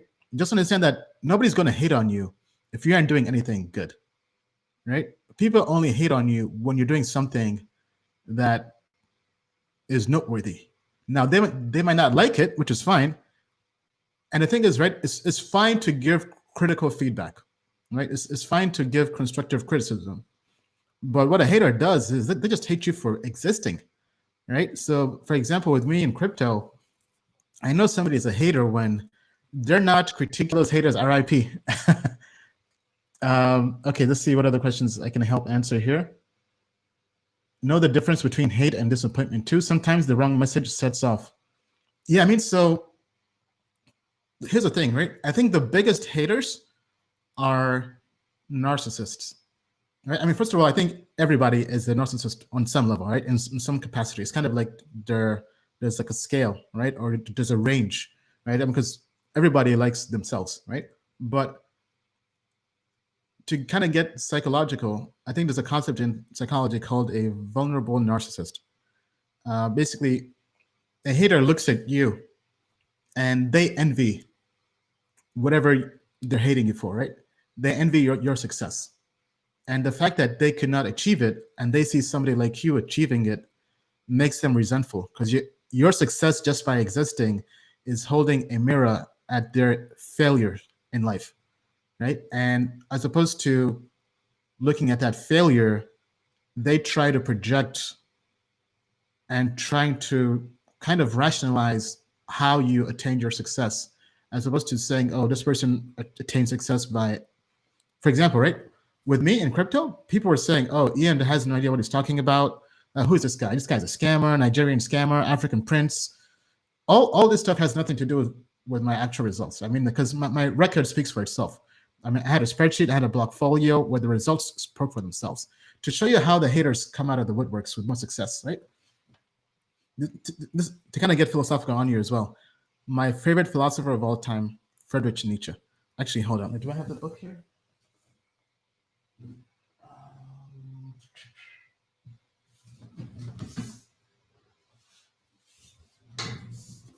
All right, so get this book if you can. This is my favorite book of all time. Deepest book, but this is not for the faint of heart. It's called Friedrich Nietzsche, The Will to Power. This book is like the Matrix, right? But it's really a philosophical system on power. Like, this guy goes deep into powers around the world and the philosophy, and he kind of takes you behind the curtain of how power works, right? But the interesting thing about power is power always has people who try to challenge that power, right? It's kind of like a dominance game or dominance hierarchy, right? Let's take, for example, you have like kings and queens, and let's say you're trying to overthrow the king and queen, right? If you're trying to go for the throne, how do you overthrow somebody, right? And if you understand the dynamics of power and oppression and how people challenge power, you will understand a hater, right? And the reason I'm kind of going through different facets as I'm losing my train of thought, but basically I'm trying to say is people who want power and don't have it, right? We can call it power, we can call it success, we can call it happiness, whatever you want to call it, right? I'll call it success and power, meaning that you're achieving what you want to achieve in life and you're becoming successful to a point where others can see that, okay, this person is successful. People who want to challenge that, they can try to throw a moral value judgment on your success, right? Meaning that they can try to judge you, basically, right? Meaning that they can judge it as bad or judge it as good, right? Nietzsche has a pretty good book as well called Beyond Good and Evil, kind of going above the black and white morality of good and evil. And with this book and with this philosophy, what I'm getting at is people who are haters, they'll take anything you're doing and try to cast a bad morality or a bad value judgment on it, even though the actions you're doing are void of a morality. They're independent by themselves. They just exist, right? For example, the reason I say this is back in 2017, I was posting my blog folio every single day like clockwork. It was kind of like my daily journal. I'll post it on social media, on my Twitter, Telegram, Instagram, every single day. When I was posting that, nobody cared, right? I posted when I had like 20 grand. I think is when I began posting my blog folio. Nobody cared. People were actually laughing at me saying, oh, this guy has a small portfolio, right? But that same act back then, nobody cared for it, or they just laughed at it. Once my portfolio went to 5 million and I was still posting that every single day, then all the haters who saw me turn that 20 grand to 5 million, all of a sudden now began to hate on me saying, oh, he's trying to show off. But I was like, I'm doing the same thing I was doing when I had no money. So nothing has changed. I mean, the action is the same, but just because now I'm successful, now I'm trying to show off. Now the scammer trying to pump and dump, right? So anyway, I'm kind of rambling, but that's kind of the mindset of a hater, right? You'll be doing you, but all of a sudden, once you become successful, all of a sudden, the same things you were doing are now deemed bad, deemed evil, right? Then they're now trying to, because they're trying to take you from power. They're trying to take you from your success, right? So definitely highly recommend this book. It's a book, honestly, I'm not even finished this book because it's that deep, right? It takes you, honestly, it can take you down a dark hole. I won't lie, right? But it's very eye-opening, very life-changing, and it will shatter your entire philosophy on life. That's why I call it the Matrix. And honestly, it's the kind of book that you have to marinate on. You have to marinate on some topics just for years, right? I do plan to eventually finish the book. They're basically like 4 or 5 books, right? There's a critique on morality, a critique on, let me see if I can share the books in here. Okay, so there's a critique on European nihilism, critique on religion, critique on morality, and some other stuff. But anyway, amazing book. My favorite philosopher. Okay, all right. Keep it crypto. We don't care about politics. Hey, what crypto questions do you have? Okay, so I think people in the chat are talking about politics. Is it better to hold on to token metrics indices or watch the markets and trade, or combine both? I think combining both makes the most sense, John, right? So I think a good strategy, let's say you have your long-term portfolio, you have your yearly indices, or even quarterly indices, and then you have also your trader portfolio, right? Whether it's the weekly, the daily, or maybe just finding individual coins on token metrics using the ratings. I think that's a good approach. I wrote a part philosophy thesis in school about the will to power. Hope it got properly translated in English. Yeah, I mean, it's a deep book because it's still in like that old English, right? When they speak funny, right? And they're like, hitherto, you know? But it's still a deep book.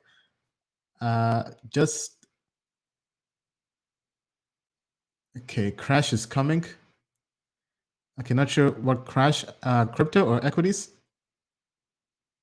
Great stream, learned so much. Thank you, GolfCon, appreciate it. Please analyze my DeFi project. Unfortunately, we can't really do that. Right now, all the code reviews are submitted by our customers in the private group, in the private network, the professional plan. But in the future, with version 2.0, we do plan to be able to do basically dynamic, well, not quite dynamic, but basically code reviews that are automated. So stay tuned. We have a lot of things coming. We plan to automate code reviews, and I think that's going to be big. Nietzsche is a bit of a pessimist, and I like philosophy. It's how you maintain your earnings and get them in the first place, your mindset and disciplines. Absolutely. The criticism of religion part can be very disturbing for evangelical Americans. Yes, I mean, definitely. I mean, it's not a book for the faint of heart. Like if you don't like having your reality questioned, I definitely recommend you avoid Nietzsche or just philosophy in general. Okay, Band Protocol is looking good right now. Your thoughts on DeFi oracles? Okay, I mean, in terms of DeFi oracles, the space is huge, right? We like Chainlink, but if we really had to pick, based purely on code reviews from our dev team, DIA was a project they really liked a lot. DIA, especially if you consider where Chainlink is and where its market cap is, DIA is very underrated. But I haven't really looked at where they are nowadays in terms of how well they've performed. But just from a purely code perspective, DIA is definitely worth keeping an eye on. How often did you take profits and reinvest back? Hold on, sorry, the screen is going too fast. The question went off screen. How often did you take profits and reinvest back in 2017 bull run? Probably with every. So my strategy back in the last bull run was to take profits on the way up, and the profits I would take. So I was taking profit. So I would sell my initial investment after a 3x, then I would sell about 10 to 20% after every additional 5 to 10x, depending on how fast it moved. And then I would take that money and reinvest that into new ICOs back then when ICOs were the thing to do, but now not so much. And I would only cash out to dollars when I was trying to go after tangible things like buying a house for my parents, like money to invest into my business, right? So I had tangible goals I was striving for.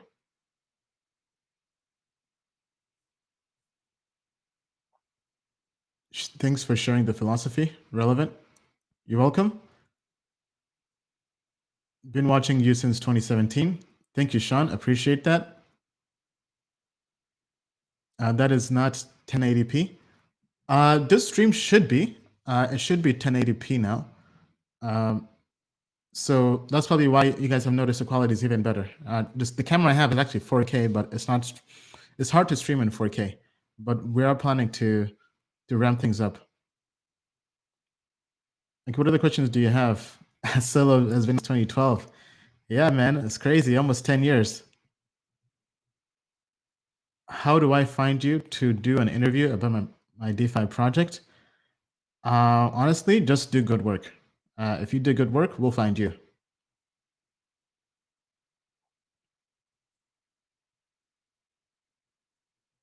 What's up, Chosen Natural? How are you? Hey, Ian, ever thought about partnering with a crypto and using it for your companies? No.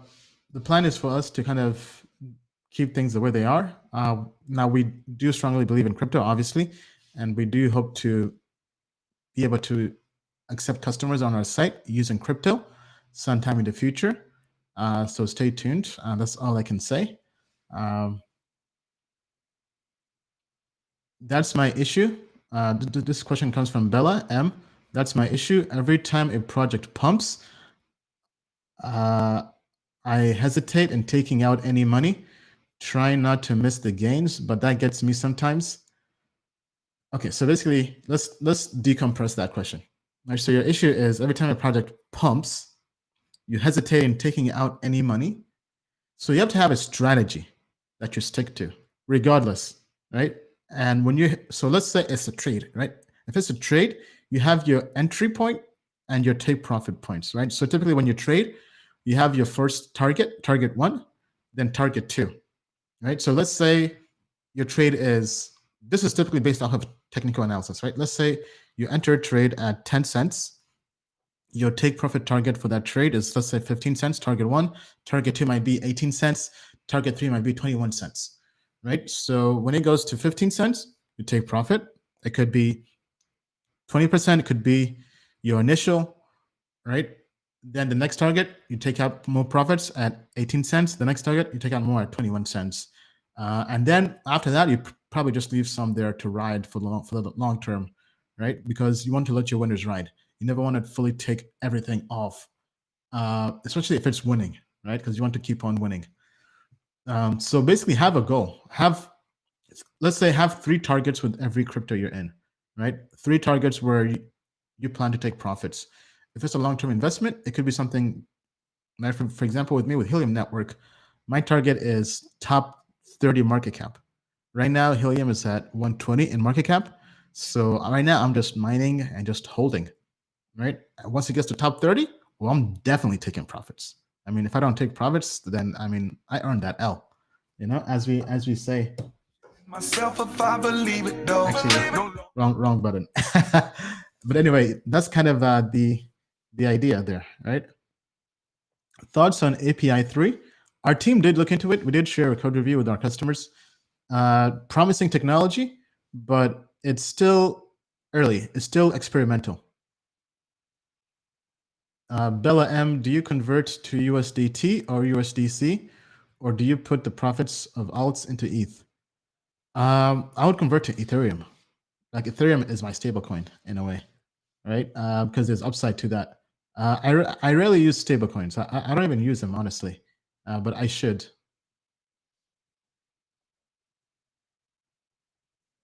What do you see Bitcoin going by year end? Randall, Bitcoin is, I think it's going to be stable. I mean, our target has been 45, 50K, and it's moved a lot faster than we were expecting. I think it's probably going to go sideways for a bit, and then I'll rally. Okay, let's see here. One Meadow says, can you recommend a crypto debit card that I can use here in the Bahamas? I'm not sure what you can in the Bahamas, but the credit cards available, maybe, but definitely research to see if they are available in the Bahamas. But the ones out there, BitPay, there is Gemini is launching one, which is going to be pretty cool. It's actually a credit card. They pay you back 3%. Binance has a card, but I think that's also a credit card. I'm not quite sure. Actually, no, I think it's not a credit card. Coinbase is launching a card. I think that right now it only works in the UK. I'm not sure about the Bahamas. But those are the ones that come to mind that if I did have one, I mean, I did join the waitlist for the Gemini credit card. I think that's going to be pretty cool. Any comments on Chainlink predictions since it passed its all-time high? HODL. So Bill did cover Chainlink earlier in the show. So I'll just go back and watch that.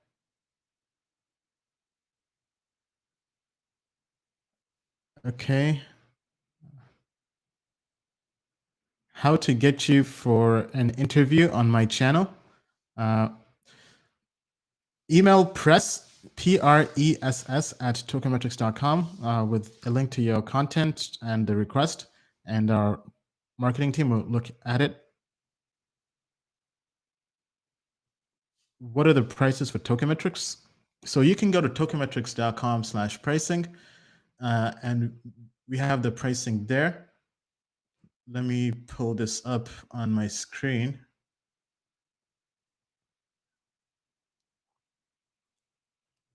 Okay, yeah, so most of our customers joined the yearly plan. So we have the hodler plan, which is $360 a year. The investor plan is $900 a year. Professional plan is $3,600 a year. You basically get 3 months free by joining the yearly plan. We also do have the monthly plan, but most people join the yearly plan. Monthly plan, you're basically paying more. But yeah, that's basically it. But definitely, we want to have you on board as a customer and have you join the crypto family, regardless of whatever plan you take. Okay, let me trying to go through the questions here from the comments.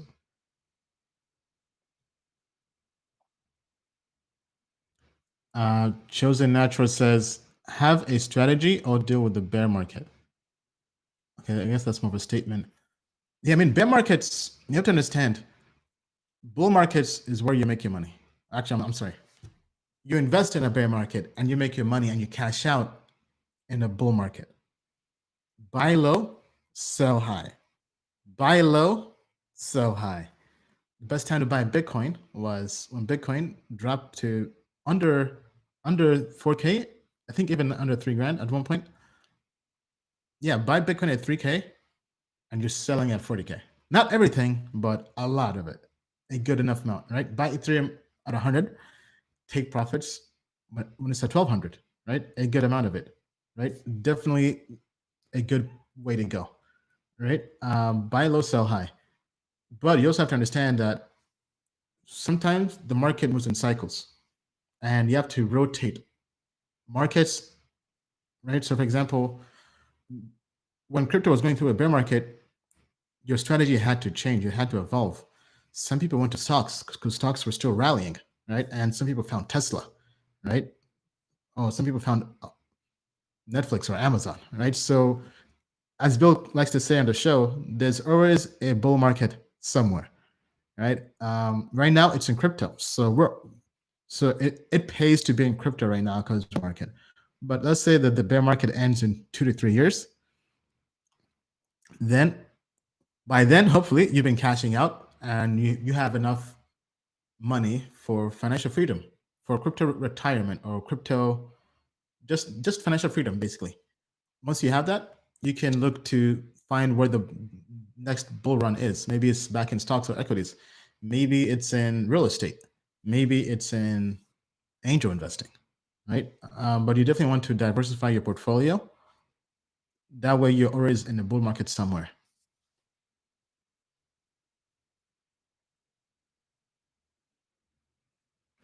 What's my favorite project, Andrew? Ethereum. Ethereum is my favorite. I like Helium Network as well. But basically, large cap, Ethereum, low cap, Helium Network. And there are a few others, but those are the main ones. How about the little old lady strategy? Sell half on the double. Thoughts? Says Jack Straw. Yeah, I mean, whatever helps you sleep at night, as Bill says, right? I mean, nobody ever got fired for taking profits. So it's better to sell half on the double with every double than to never take profits, right? The worst thing, I mean, this story was common in 2017. People had 100x investments. Projects that went from $1,000 to 100,000 and back down to 1,000, and they never sold.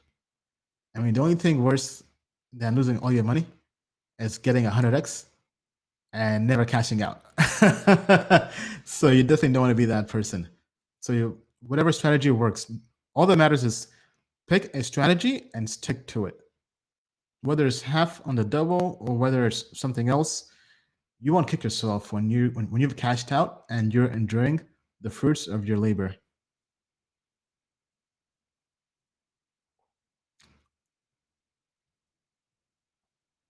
Ian, I invested $22,000 on PNTP network because of you. I hope it moons. Do you think this can reach $5? Oh man, hold up, son. Alpha Diallo, I mean, first of all, you should always be doing your own research. And then every investment is your investment. It's not my investment, it's your investment, right? You bought the investment, right? So you should say you invested in PNT because of your own research, not because of me, right? Because if I go jump off a cliff, are you going to follow me too? Right? So just because I do something does not mean you should just blindly follow it, right? And then second of all, 22,000 is way too much money, honestly, right? Because there's no liquidity. I mean, following the liquidity ratio, because I mentioned this earlier in the show and also on several shows, that let's pull up PNT network here, right? You don't want to be putting or owning more than 10% of the daily trading volume, right? Because it makes it tough to sell or even buy.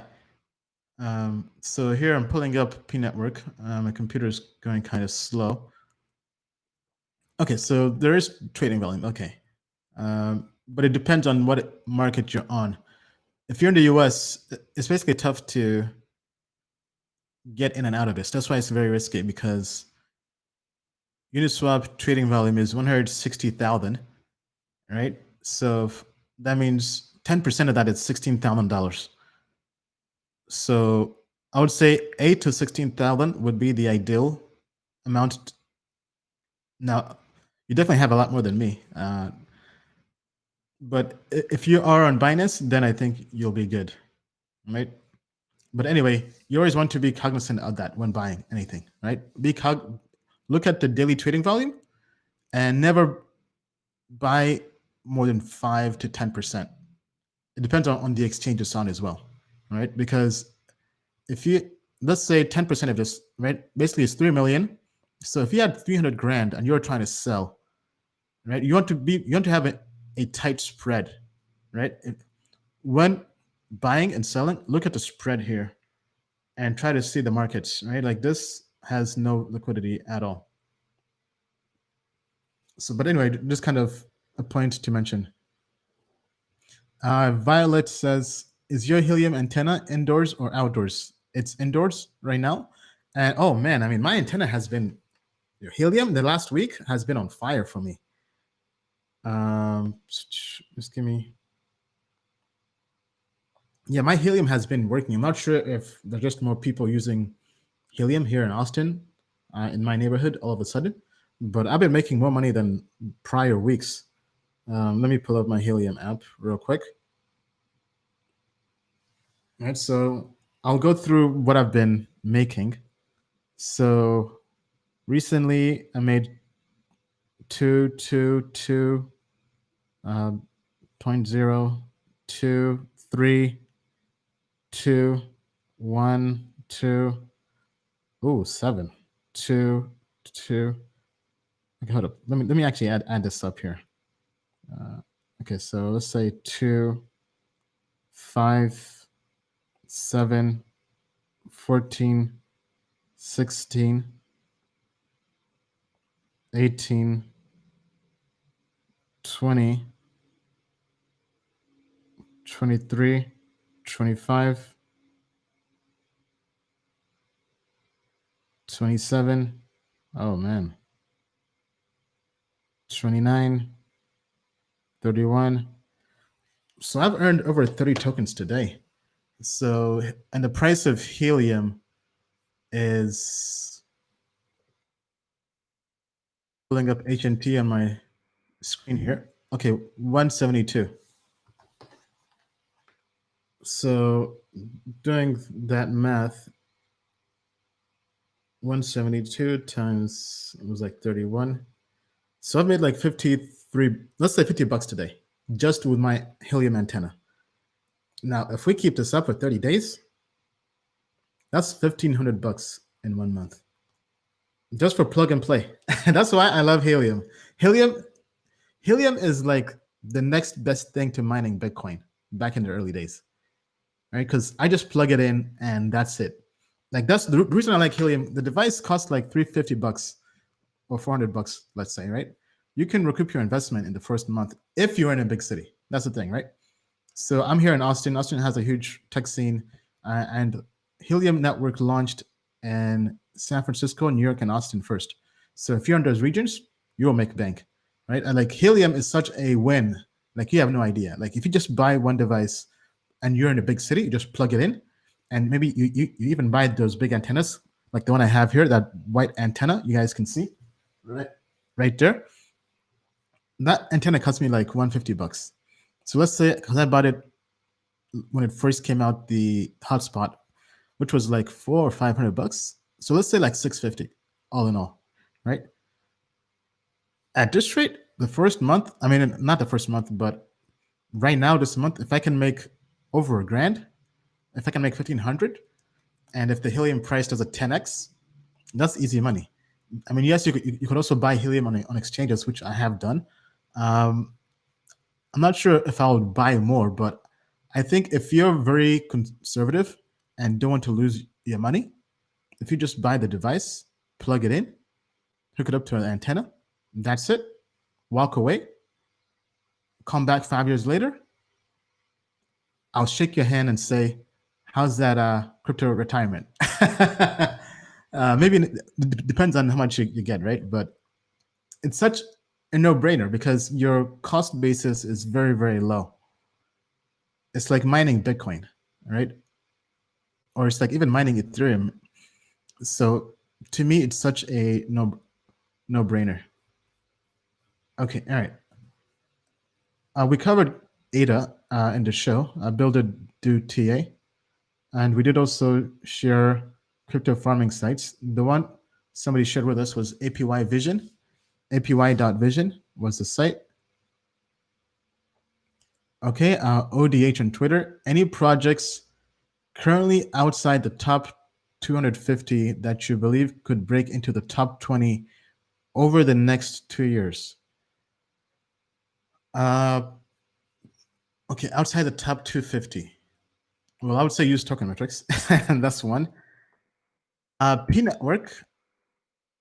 But I mean, this is a lottery pick, right? So do your own research. Don't FOMO into it. Don't put your life savings. Don't put more than 1% into any of these low cap lotteries, degen coins, right? If you had to pick a degen coin, I think P Network is possibly worth looking into. Market cap right now is 457.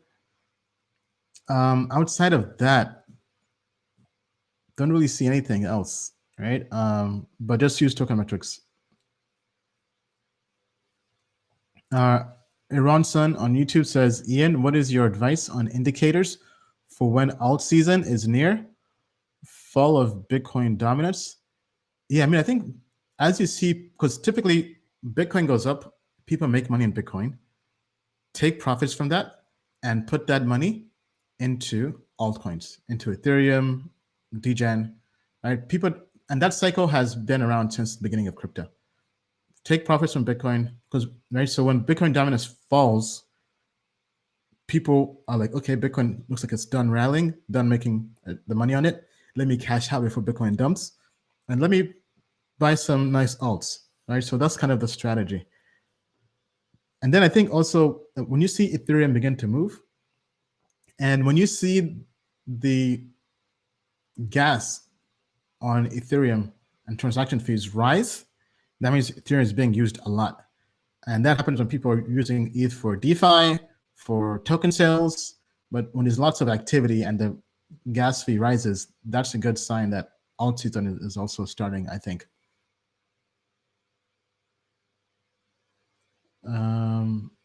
So is BTC expected to surge after this inauguration and him getting sworn in and all? I would think so, right? I would go back to the beginning of the show and watch the crypto market update. Bill kind of went in depth on that for about half an hour. Now, Bella says, what's your strategy in getting into newly listed projects on Uniswap? Would you try to beat the initial pump or just sit for a day or two and jump in after the pump? First of all, I never like to buy products newly listed because they're always pump and dump. All right, they'll pump for a couple of days. Sometimes could be even 1 or 2 weeks, couple of weeks, but there's always a dump, right? Where all the pump and dump people have left, and once it fizzles out and it's boring, that's when you look to accumulate. That's assuming you like the project's fundamentals and technology. You've done your own research, whether it's a code review, audit report, whatever. You wait for everybody to FOMO buy, get out, right? Whether they get wrecked or not, right? Once they leave, you wait for things to cool off. So same thing with IEO is happening now with DeFi, with IDOs, even with ICOs, right? But typically there are two pumps. There's that early newbie pump where they buy the top basically and it keeps on pumping a little bit.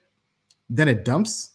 Then there'll be a whole dormant period where it just goes flat or there's no attention or interest. And then let's say the project is legit and they've been building, then there's a second pump, right? Let's say that they announce a big news or they achieve something in the roadmap, then it pumps a second time. And those who accumulated, that's where they make the money, all right? Thanks, appreciate your reply to all of us. Much love. Thank you, Chosen Natural. Okay, let me see. Let me take a few more questions before we wrap up.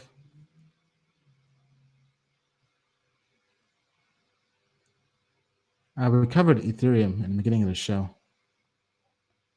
Where do I email a business inquiry? At my idea. can benefit both of us. I would just type it here. We're so busy right now. We're barely taking on any kind of business inquiries, unfortunately. So I would just that or just email info@tokenmetrics.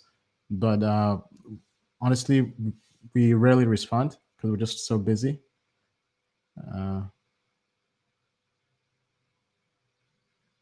My rack hotspot miner finally came in for Helium. That's what's up, Jason. That's great to know. Okay. Hi, Ian. This comes from Damien. Hi, Ian. I really benefited from being with Tokenmetrics plan. Managed to get in SNX at $4. That's synthetics. Polkadot at 5 when the quant grade picked it up. My question would like to know how to use Tokenmetrics to take profits. Thank you. Good question. Good question. So we're trying to solve that by working on automated technical visual indicators. So that would kind of tell you when's a good time to take profits. But in general, whatever makes you feel comfortable, right? Whatever your target is. But I would say whatever the time frame you chose, right? So if you're using the yearly, I would stick with that for a year, honestly, right? If you're using the daily, then obviously stick with it for a day. If you're using the weekly, a week, and so forth, right? So whatever time frame of the grade or indices you're using, that's what you use, right? That's what you stick with. Do tax implications, this comes from Andrew, do tax implications have a big impact on your investing decisions, capital gains for holding over a year? Yes and no. I mean, in a bull market, not really. In a bear market, absolutely. But I mean, when you make a killing and you're cashing out for something tangible, right, then taxes is a concern, but it's not going to stop you from enjoying your life, right? Enjoying your returns. All right. Let's see.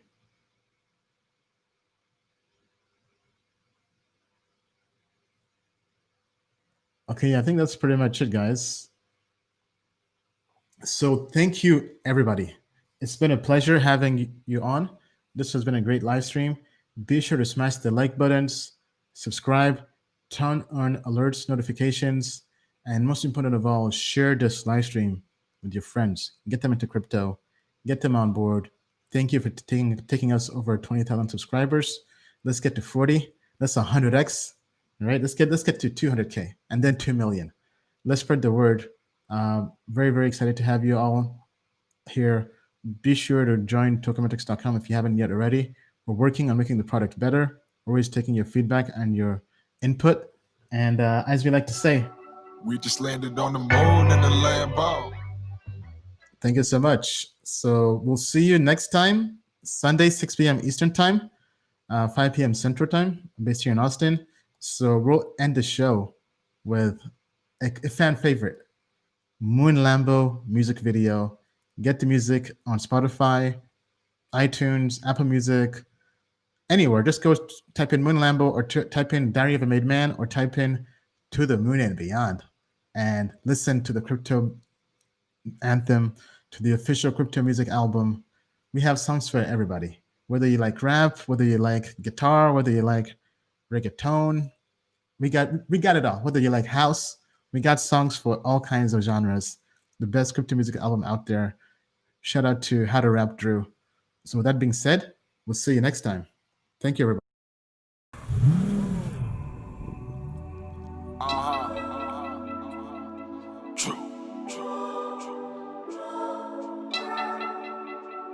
We just landed on the moon in the Lambo.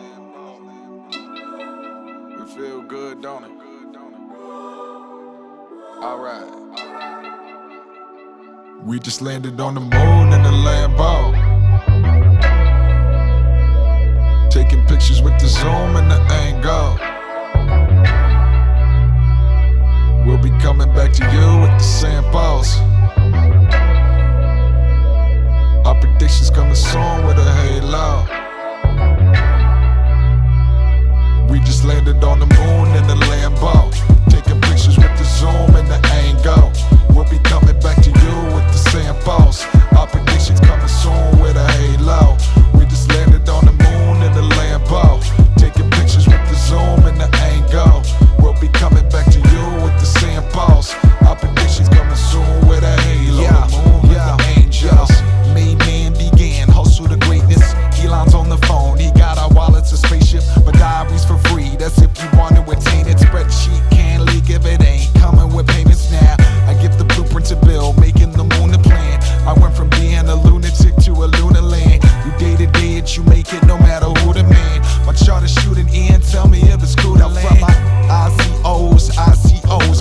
points mushroom like Mario's. I might take it to Mars, my portfolio. Could bring my whole entourage like I'm Arigo. Because moon in the Lambo. Ain't a hater who presume where we can't go. Lambos pulling up in twos like it's tango. Up in the clouds with my crew like I'm Lando. Yeah, just landed on the moon in the Lambo. Taking pictures with the zoom and the angle. We'll be coming back to you with the samples. Our predictions coming soon with a halo. The moon and the angels. Made man who died, read the game plan. They can't stand. We fly where they can't land. Lifestyle, so good I gotta write down. Trying out, don't make me pull my drive out. Made man who died, read the game plan. They can't stand. We fly where they can't land. Lifestyle, I never gotta lie about. Trying out, don't make me pull my drive out. Yeah, I wasn't always a celebrity. Had to do right till I left you a legacy. Blood, sweat, and tears on this trail like a Cherokee. Business had a mission like Apollo and so heavenly. Mercy Alago or Galata with the leather seats. How should I roam from my home through the 7 seas? And one day this wasn't built, I'm not Romulus. Grind to you sitting on a bill with no monikers. This for my mama, I turned up with no thermometers. I strain day after night like the Andromeda. I know what time it is, looking in the sky to lift my spirits. And my spirits, I don't whine, I just grind and get. Yeah, trusting the process is essential. Studying the chart should be the object of your mental. Make the most to get the laser focus like you Diplo. Keep a couple secrets in the tails of the crypto. Keep a couple secrets in the tails of the crypto. Make the most to get the laser focus like you Diplo. Yeah, trusting the process is essential. Studying my chart should be the object of your mental. Moon in the Lambo. Taking pictures with the zoom and the angle. We'll be coming back to you with the samples. Our predictions coming soon with a halo. We just landed on the moon in the Lambo. Taking pictures with the zoom and the angle. We'll be coming back to you with the samples. Our predictions coming soon with a halo. The moon and the angels. Made man who died, read the game plan. They can't stand. We fly where they can't land. Lifestyle, so good I gotta write down. Trying out, don't make me pull my drive out. Made man who died, read the game plan. They can't stand. We fly where they can't land. Lifestyle, I never gotta lie about. Trying out, don't make me pull my drive out. Yeah. Alright. Don't make me pull my drive out. Crypto life. Yeah, yeah. Made man, baby, baby. How to rap true. Yeah. Direct made man. Stay tuned. Go.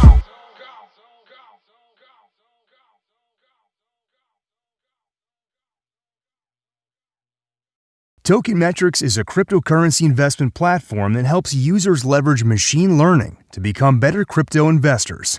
Our in-depth analysis helps eliminate the emotions of investing, find profitable investment opportunities, and filters out scams. Learn more at tokenmetrics.com. Disclaimer: Token Metrics Media LLC does not provide individually tailored investment advice and does not take a subscriber's or anyone's personal circumstance into consideration when discussing investments. Nor is it registered as an investment advisor or broker-dealer in any jurisdiction. Information contained herein is not an offer or solicitation to buy, hold, or sell any security. The Token Metrics team has advised and invested in many blockchain companies. A complete list of their advisory roles and current holdings can be viewed here at tokenmetrics.com/disclosures.